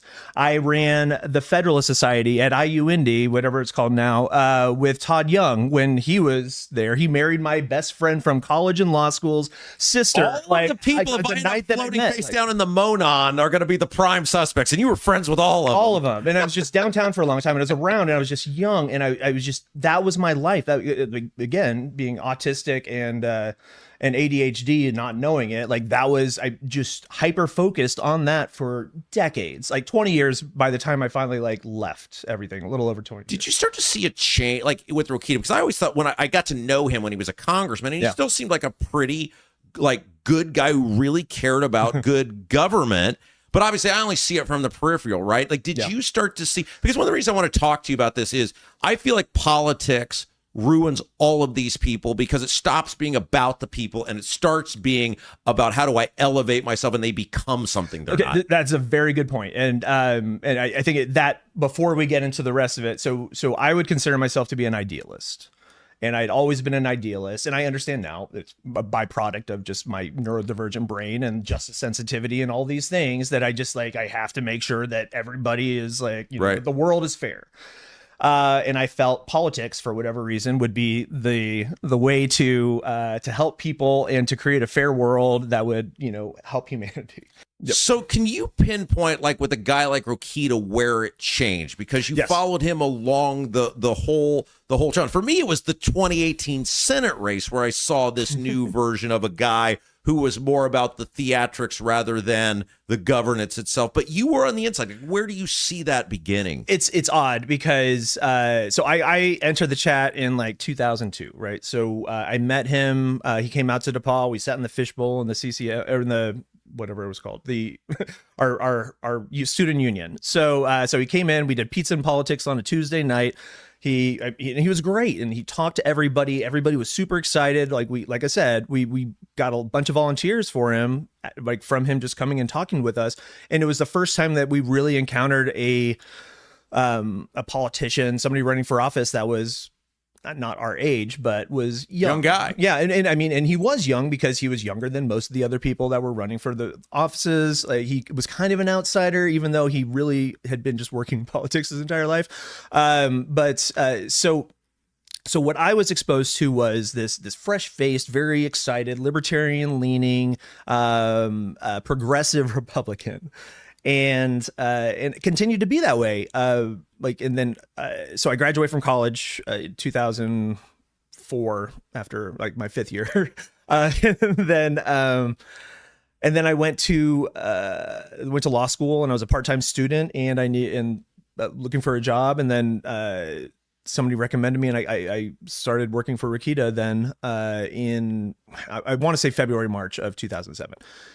So when I started working for him, still felt the same, right? He had been in office for a couple of years at that point, or was closing in on the end of his second year. And I didn't really interface a ton with him. Chief of staff at the time, interfaced a lot with. And then she was kind of the gatekeeper. Great person. I mean, Heather Neal, Heather Willis at the time. But so that was sort of the beginning, and everything was kind of cool, and like Rokita was kind of like the cool guy, like good cop, bad cop kind of stuff, which you have to do. Chief of staff, deputy secretary of state, elected. And I just finished running a campaign for Marvin Scott for U.S. Senate versus Evan Bai. There's his name. I was the deputy campaign manager at the time. I quit because he at the end of that summer, like when we're getting ready to get into it, he informed us that he was not going to switch to being a full-time candidate for a semester, and he was just going to keep teaching a full course load. So I was like, well, I at that point I had fallen asleep driving and like totaled my RAV4. I was driving around a rental. Is what people go through to be in politics. Exactly. Right? And I was getting paid, it's a horrible existence. I was getting paid $250 a week, and that was it. Yeah. Right. And that was to cover everything, all the fuel costs, and it wasn't like $5 a gallon at the time, but so I had all of this kind of like, I was very excited, very passionate. Rokita straight out of the gate was like, I know that you're young, but you're ambitious, and you have a lot of stuff. But like for me, it was just, I wanted to help. And there were other people that came up around that time, and you'll see these people pop up. Or like, I mean, Banks was around when I was in college. And then he was at that point, he was kind of doing some military stuff and other things. Todd Young, like I said, he was just a law student. He had just come out of the academy and had served his time in the Corps. And then like we were drinking buddies, like karaoke sometimes, hung out at Bourbon Street Distillery. He married my one of my best friend's sisters. Like I think they met a night that I was there with. I mean, like so very deeply involved, and all of these people were fresh-faced idealists once upon a time. And so I joke that I had a front row seat to sort of the super villain origin of Rokita, and I held out hope for Banks for a long time. And then he just went full MAGA, and then the last kind of one standing on it was Todd Young. And then he just kind of flipped the script. Is it the need to elevate that changes them? Is that what it is? It's their among other things. It's this mentality that you gotta like keep swimming or you're gonna die, right? Like the shark mentality, which is itself not entirely accurate. But but why? This is what I've never understood. Like I got into it, couldn't wait to get out of it, came here, did this, very happy. These guys, it seems like for a lot of them, living in that world is what brings them some sense of fulfillment, and it's very strange to me. So we always joke that politics is Hollywood for ugly or high achieving people. And I mean, and it couldn't be close. So, and I was going to CPAC like when I was before I was like legal to drink, I think, College Republican National Convention. After I was legal to drink, I mean, like, what's her name? Ann Coulter like hit on me in a lobby while we're chain smoking cigarettes and pounding martinis at like, the JW Marriott or whatever that was. Or I can't remember if that was CPAC, probably CPAC or you have to write a book. Republican. This would be the greatest political book ever written. I went here and got hammered. I went there. And I got hammered with this. Is there a lot of partying in the politics? Yeah, well, like I said, it's Hollywood for ugly people. And so, well, okay, so it's not. I mean, that's a very tongue-in-cheek description. But you have all these people that are getting attention for the first time in their lives that they've never experienced before, and it's intoxicating. And even just kind of where I was, I mean, it's still intoxicating, and you have to constantly check yourself to say, is this what I'm in for it for? Is this what I'm in it for? Like, is it worth compromising this ideal? Is it worth compromising that ideal? What is the gain here? And for me, I was doing it for the love. I was definitely not doing it for the money. I was definitely not doing it for the power or any of that other stuff. And so for me, it was actually not super difficult to walk away once I realized that it just wasn't what it was going to be. But for these other folks, where this is the first time, sometimes they meet their spouses through this, sometimes they meet their mistresses through this, or their mistresses through this, and and you just get all of this like this attention. And again, I see it happen all the time, and I saw it happen over 20 years, and I mean, like, I see it all starting in college Republicans, like where people are like, oh well, I can do this, and I can step on this person's head to get to the top, and it's worth it in the end because I have something to give to it's always that there's always an excuse as to why we're doing it. Oh, I have to take money from these people because otherwise I won't be able to buy the TV that'll help me win this election. And I get that. I get the fun. I get how the game works. I've done every possible job you can do in politics. Like, I mean, like from the dude making the copies to... I want to ask you about something specific, because this is why I wanted you to come in here. You made a post about voter ID. Sure. Rokita has now come out against, and it's in court, Yep.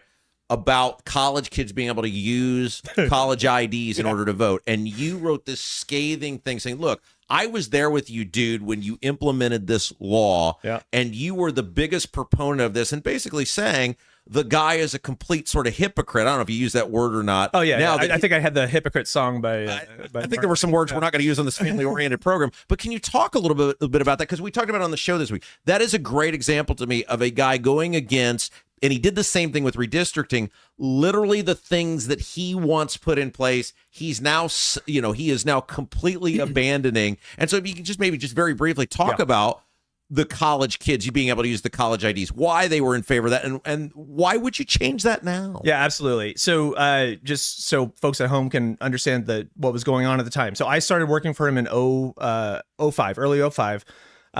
During that time, the Help America Vote Act was going on, and the whole purpose of that was to avoid a fiasco like the 2000 election, hanging chads, all of that fun stuff. And I can't remember, it had to be Republicans, because Republicans have been mostly in charge this entire time. It was essentially, it was a bipartisan bill, but I think a lot of it was Republican kind of pushing it through. And it was essentially, you have to have electronic voting. You have to have, all these different features to make sure a voter file, like uniformity, to avoid the drama that happened before. Also during that time was the Indiana push to institute voter ID. And this was 20 years ago. So now you're seeing Trump and everybody with the SAVE Act, or whatever they're calling it these days, to try to push this through, which is essentially a voter ID law way stricter than what Indiana got through back in 2005, 2006. And Indiana was sort of the test case for this. So we created the law, the voter ID law, that was held up in court. And that for a long time, it withstood all of the challenges. It was the Supreme Court. It was the model. It was model legislation for other states. I mean, for all those states where they have to get the mandatory review because of their history of racial suppression. all of these people were using the Indiana model in what we were doing, and there were a couple of things that the courts at the time and that the media and that we sold. I had to like repeat it like on just regurgitate all of the talking points that I created, all the op-eds that I created, all the press releases, talked about how.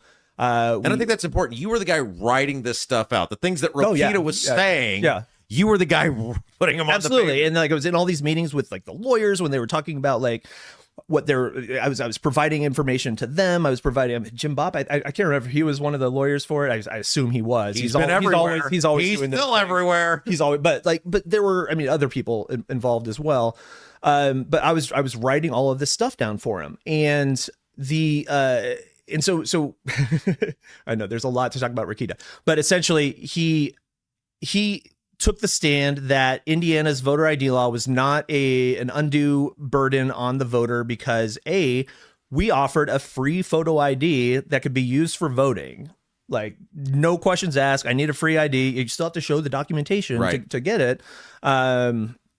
But we worked and with a college ID was specifically a part of that. Well, in the college ID, the law said state issued IDs, and the idea behind that was that state university colleges, so IU, Purdue, Ball State, Ivy Tech, if one of those IDs had all the necessary information, like I mean, they required an expiration date. Right. There were things that had to be on the ID, and but. It was stuff that all these universities then added to their IDs specifically for this. And I worked out the numbers the other day. I think that's important real quick. The universities crafted those IDs around what the state said. And then the state used that for 20 years. And they used it as a way to get it approved through the court system. 100%. Look at how generous we're being with this. And so that was a linchpin, a huge part of the voter ID law. It was cited by, I think, Sarah Evans Barker at the time. I think that was the judge. But like, I mean, like in her, in the, right, you know, in her ruling. But so that's just one example. But that was what just kind of like, there have been many straws that broke the camel's back with Rokita et al. But like, but this particular, I can't do this anymore. Like there's so much hypocrisy, and so you look at that. So voter ID is a great example. What was it you talked about earlier? There was other stuff that he flip flops on. So many redistricting. Things. Oh, redistricting. Yeah, he was the one who like put his nose into the redistricting. He was bored. It was towards the end of his he was term limited out of the SOS. I was fortunately not around. I think I was traveling for the first sort of 2-year little jaunts around the world. So real quick before I let you go, because I want, and we'll have you back. Yeah, no many great stories. Sure. But you ultimately end up saying, you were so torn up by your political experience in this state and these people, you ended up fleeing the country for several years. Yeah, so it happened from the law, but like you're just like, I'm so traumatized by these people. I gotta get out of here. So like I said, I was forcefully promoted to running Rokita. So time one that for Rokita was 2 years, communications director, executive staffer. He asked me back in 2013 after I had unsuccessfully run for House District 97 in Indianapolis, Indiana, for State House. But he had asked me to take over as finance director for Buskill. And Dave Buskill left. I took over that, and then I was his finance director, and then I was forcefully promoted a year or so later to be his campaign manager after he fired 2 or 3 and two chiefs of staff. Firing in Rokita seems to be a general. Well, it's because he's a narcissist and he's a bully, and like if you ever read the Celestine Prophecy or any of these other things, like he's what you call an intimidator. Like he thinks he's the smartest person in the room, and he wants everybody to know it, and he wants the fear of God in you, and just that's his like. And that's how he I have found operates. with him, if you don't fear him, he really hates you because he really depends on that. We so after Heather left, we just like were butting heads this entire time, and then finally we hired Paul Hogeson came on board and took over as the chief of staff, who later left to go be deputy mayor for Ballard once Ballard got elected, and then to Keystone Construction and that whole world. But so Rokita forcefully promoted me to campaign manager. We're driving around somewhere, probably in Tippecanoe County or whatever, to some sort of meeting. I don't know. It had to be right before the election. And which we won, and I think we had the best margin, whatever. So we always He's a vote getter. He knows how to get the votes. Also just overperforming. So, but we were driving, And one of the rare times where it was just he and I, because I when I went back to work for him, I was like, look, I'm not going to be your driver ever again. And so he had a full-time driver, great. But I think this particular time, like we're The Politico article said those jobs aren't very good either, as I recall. No, they're terrible. But I had issues with that Politico article because it was a bunch of people speaking under anonymous, like come out and like, say your piece. The world knows.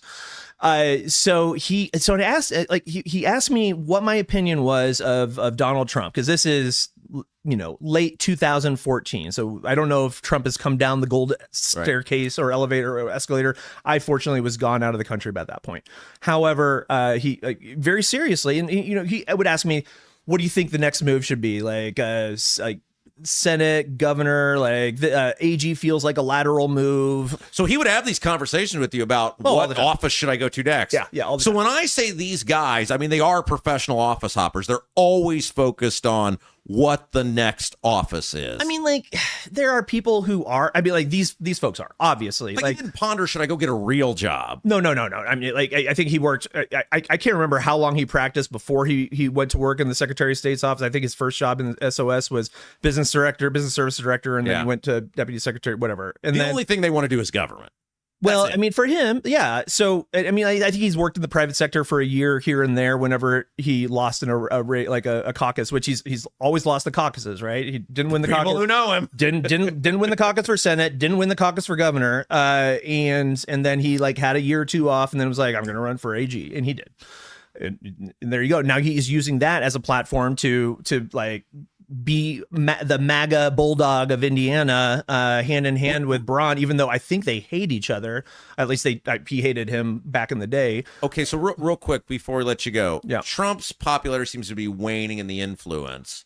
Once Trump's gone, will Rokita revert back to being a normal human being? Okay, so here's the evolution of him. And so the whole Trump thing was, he asked me what I thought. I gave him my honest opinion. It's like, since I was 9 years old, I got the ick. I now understand it to be autism, but but I got the ick, and I continue to have the ick through the Apprentice and all these other things. And I broke it down and all the things, and I said that I think these are losing messages. But I just think I thought he was better than that. And when he said, then he came back, and I can't remember his exact words. And I use this as just sort of like an allusion to kind of what his whole attitude was. It's just like, oh, I like the cut of his jib. But it was something kind of like that, where it's just like, oh, well, I kind of like what he's got to say out there. And then just like my heart saying, I was just like, you know what, this is absolutely worthless. This is just doing this. And he did the same thing with the Tea Party. And he did the same thing. He was the moderate Republican. He was the darling. He had the DEI, the first DEI policy protecting LGBTQ in the state house. And Isn't that wild? And he made me brag about it all the time to the media. I sat at his table by myself one year, and with somebody else another year at Pride. And that was our big thing. We were the inclusive office. Wait, representing his office, you were at a Pride event? Two of them, back in the 2000, had to be 2005 and 2006 would have been the two, I think. Wow. We got to have you back. Yeah, no worries. But you see the hypocrisy and you see the evolution. He becomes who it is that he needs to be to stay in the game where the money is. When he was our hardcore high-speed rail. I wasn't on the finance side of things, but I assume he was probably getting some money from there at some point. Wait, he was for high-speed rail? Yes.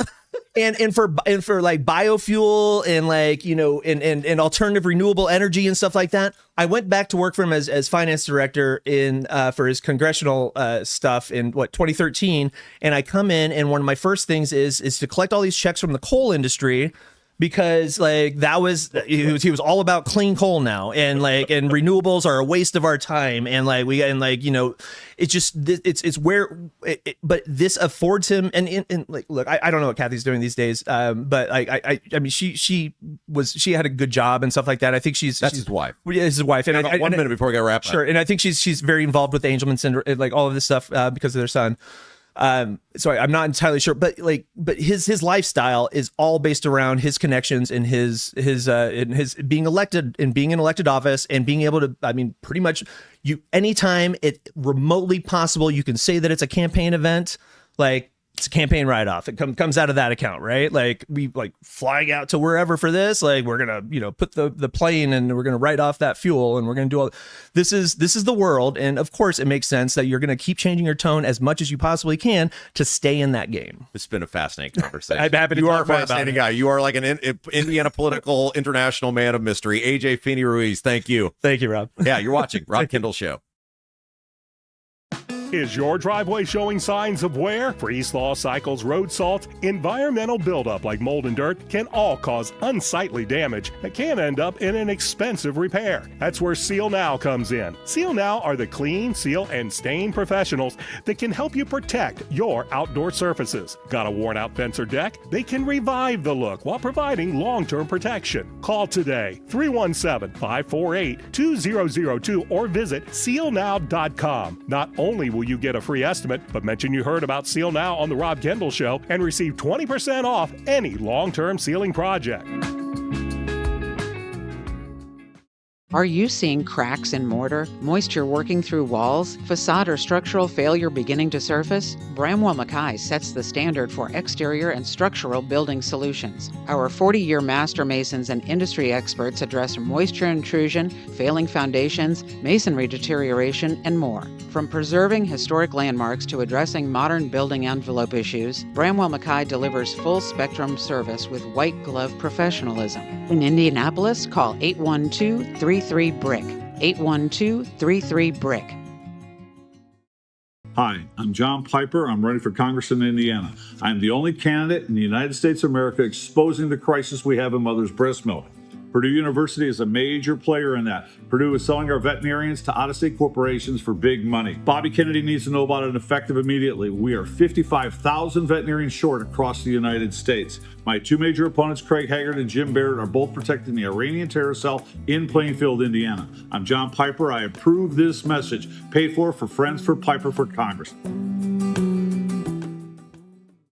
Your bathroom fan could be secretly costing you thousands of dollars in damages. Most people don't even know this until the damage is done. With over 18 years of bathroom remodeling experience, here are 3 signs your fan is failing you without spending a dime on inspections. Sign number 1 is if you have foggy mirrors after you shower. This shows that your fan isn't pulling out enough moisture, which creates the perfect environment for mold. If you have a properly functioning bathroom fan that is the right size for your space, you shouldn't see much fogginess on your bathroom mirror at all. Sign number 2 is if you have bubbling, cracking, or peeling paint in your bathroom. This means moisture is soaking into your walls, slowly breaking down drywall, and even causing the wood framing behind it to rot. Sign number 3 is if you have mold buildup on your fan, ceilings, or walls. This is terrible for your health, but also could wreck your bathroom, costing you a fortune. If you're noticing any of these signs, here's what you can do.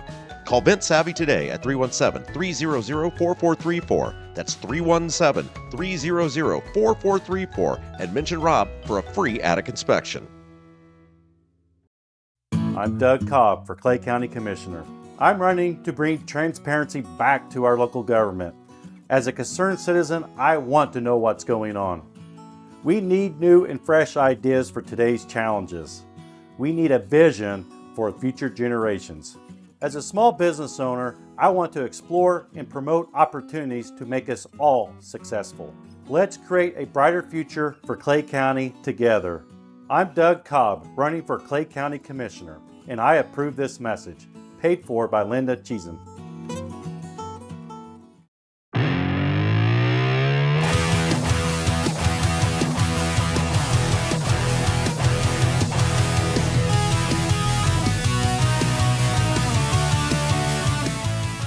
I told you guys that was going to be a wild conversation. We'll post that up later if you missed any of it. Our conversation with AJ Feny Ruiz, longtime Rokita staffer. And before we talk a little about that and more with the best YouTube comments of the day, is your driveway showing signs of wear? Freeze-thaw cycles, road salts, environmental buildup like mold and dirt can all cause unsightly damage that can end up as an extensive repair. That's why you need the guys from Seal Now, the clean, seal, and stain professionals that can help protect your outdoor surfaces. They do it all. They do decks, they do fences, they do pergolas. Of course, they do concrete, any exterior concrete or wood outdoor structure that needs cleaned or maintained. Seal Now, they're the guys. Call today, 317-548-2002, 317-548-2002. Visit sealnow.com, SEALNOW.com. You're going to get a free estimate. And if you mention the Rob Kendall Show, you get 20% off any long-term ceiling project. Got to mention Rob Kendall Show. That's a hell of a deal. I can't believe Damon, the owner, agreed to that. But I'll mention the Rob Kendall Show to get 20% off any long-term ceiling project. And with that, it's time for producer Jason. Hello, Rob. How we doing today? Best YouTube comments of the day. Look, I love this freaking show because we can do that conversation we did with AJ. That was pretty interesting. I was blown away. Yeah, that was before we get to the chat. We will add that when he came in, he sat down, we're chatting, we're miking him up and everything, and Rob makes the comment, you don't have to worry about looking at the camera, you just look at me. And he looks at the camera, he goes, oh, expletive. I didn't realize this was video. Yeah. The guy's been out of politics for a while and everything, so he's probably not a regular daily viewer, and so we did catch him a little off guard there. Well, and here's what I would like. I knew AJ from years ago when I was involved, and I thought it was he gave us some photos of himself that we posted throughout about how much politics changed him, and that was sort of the point I wanted to get across the interview. It's not just how it ruins the politicians. Look, Todd Rokita used to be a really good, sharp, independent dude. It's why I liked him. I really liked Rokita. I wish we could get that Rokita back because he is a bulldog. When he gets into something, he's a fighter. He's just completely lost who he is as a human, as many of these politicians do. But I also wanted to showcase what it can do to the people that have to work under these people because they get driven insane. All right, this chat brought to you by Black Sheep Plumbing. If your water heater, water softener, or well pump goes out, or even if your toilet stops working, you could be looking at a major expense. Don't let the next call to the plumber break the bank. Call John, Black Sheep Plumbing. Black Sheep Plumbing can do the job right at a fraction of the cost of the big guys. And owner John McKinney is a Hoosier lifer who takes pride in, stands behind his work. That's why all basic services and repairs with Black Sheep Plumbing come with a 2-year parts and labor guarantee, with water heaters having a 6-year parts and tank guarantee. And by the way, Black Sheep Plumbing says thank you to all military, firefighters, and police officers with an American Heroes discount. Find out all about that. 765-315-7558, 765-315-7558, Black Sheep Plumbing. Very good. And with that, we get to the chat. Who's saying what? Okay, well, we start with Deep Thoughts. That's a screen name? Producer Jason's comments are running late today. I didn't know we had a time where we had to get this done as long as it's in the show. People do notice those sorts of things, Rob. People are on, people just have an internal clock. That's like what you led with? 11:45. Where's producer Jason? You're 5 minutes behind. That's right. So let's catch up. And we start with Pam Kendall. Oh, my mom. Celebrity Pam says, good morning, all. Thanks for your kind words and most importantly, for supporting Jason and Rob. You look in the chat, it says supporting Jason and Rob. Yeah. They always have your backs. Yes. We do. All right. Thank you, Pam. Well, no, she included you in there. She would have felt guilty had she not. For supporting my son's friend. MLM Warriors. The microphone returned to the other side. It did. We had quite an unsettling experience this morning, but some people used the premise and weren't raised to be told to put things back where they found them.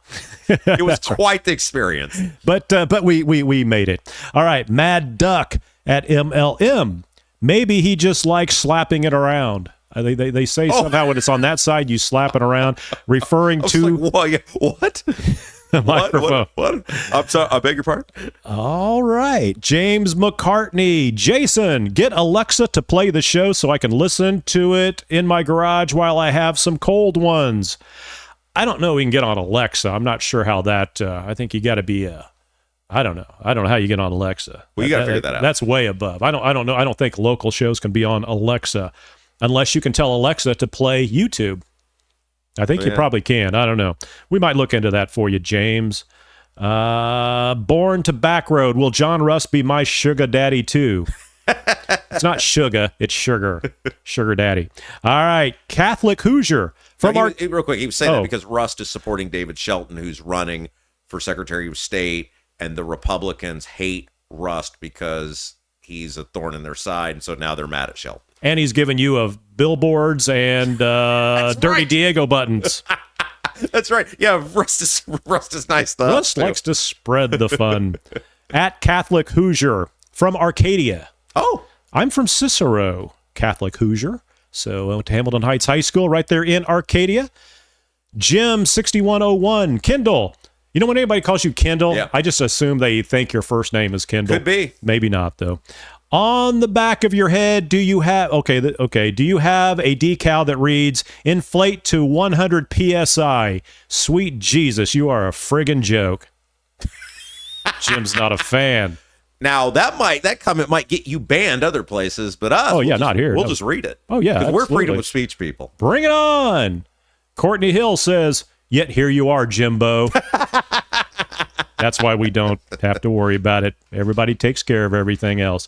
And LD Stoltz says, at Jim, you were on the old chat and now on the new chat. You have the same script, old and useless. See, This is like playground policing. Yeah, you got to kind of be careful. I was kind of watching, like, oh, come on, guys, let's make sure. Don't come messing with Rob. That's right. YouTube chat. Charles Luty, there's always one. Yeah. That's what Charles says. C. Mills, just donated. Don't go spend it all on some fancy record player. Oh, so he went to robkendallshow.com and hit the support button. Thank you. Swell fella. I assume, yeah. Well, maybe. Oh, I don't know. Maybe. Could be Ms. Mills. LD Stoltz, laugh out loud. AJ was my old roommate, and we worked together at the Secretary of State's office. Oh, very cool. You could have invited me. Well, had I known, send me your resume. Rob at robkendallshow.com. Don't forget your tank top. Chris Betsy, glad to hear you again since moving to Kentucky. Keep calling all politicians out, and hopefully not only in Indiana, but others will start seeing the corruption and incompetence with other people's money. Yeah. All right. The 06010 board. Let's go. Do it for Cheesem.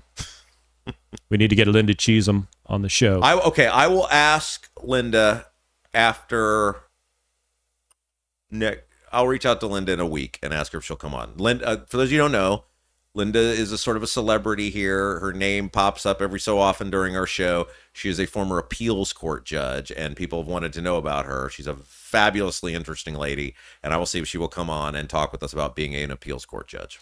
You know, I knew when the record player was mentioned, Ethan Hatcher would pop into the chat. I think I would be more likely to spend it on the fancy antique record player, not Rob. Ethan has... if you've been to Ethan's house, I don't think I'm divulging anything he doesn't want people to know. He talks about it ad nauseum. Love you, Ethan.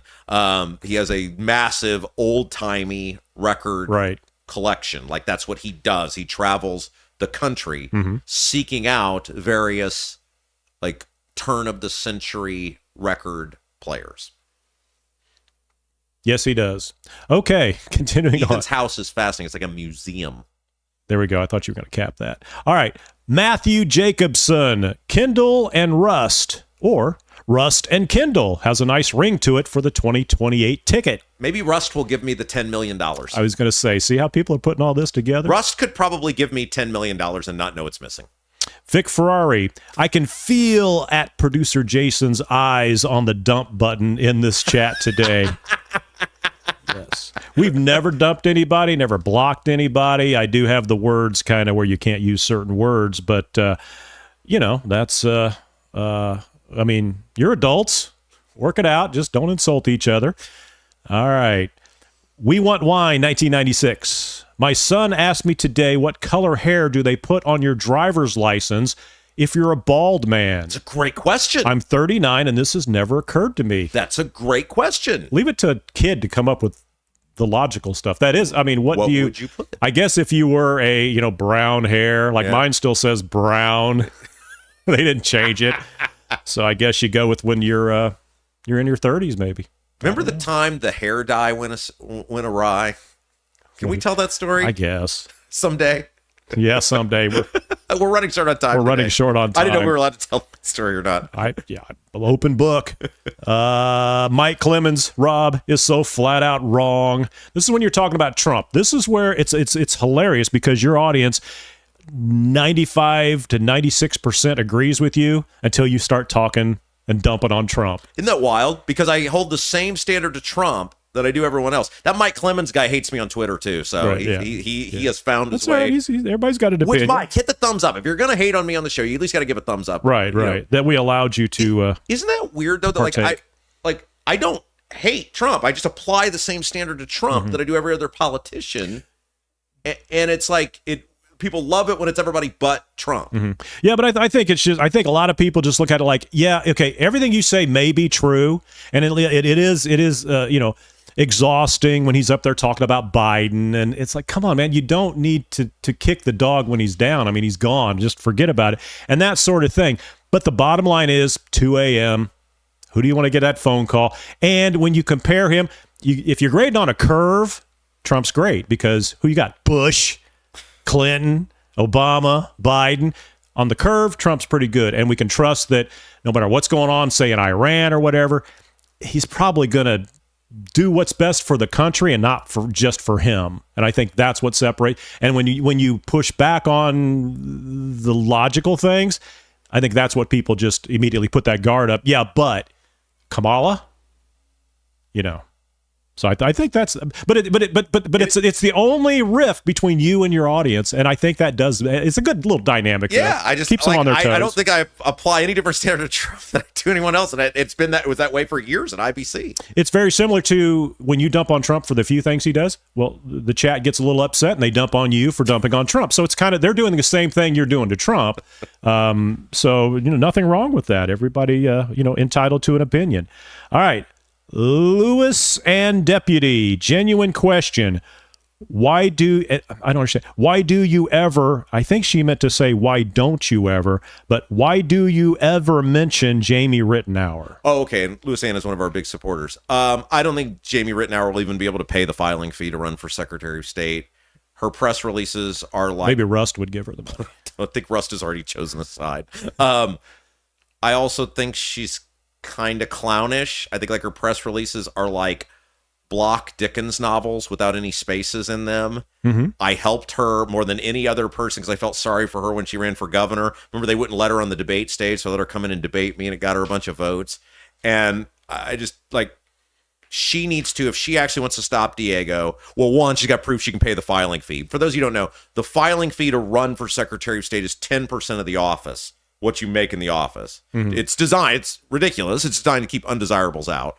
But she can't prove to me she can raise $18,000. And two, I think we all just got to get on board with Shelton if we're going to stop Diego. But I feel like I did enough for Jamie Rittenauer the last time. All right. Plus, a couple people asked, as they were anticipating and waiting for the chat. Yeah.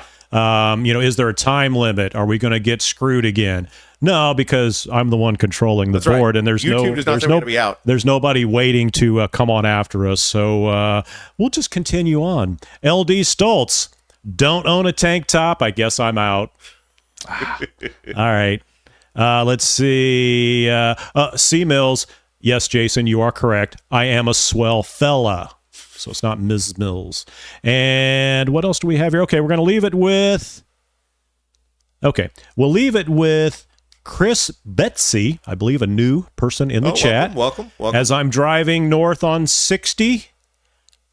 There is not a 60. Maybe probably it's a typo. 69. Well, that would be it. 69 or 65. Could be.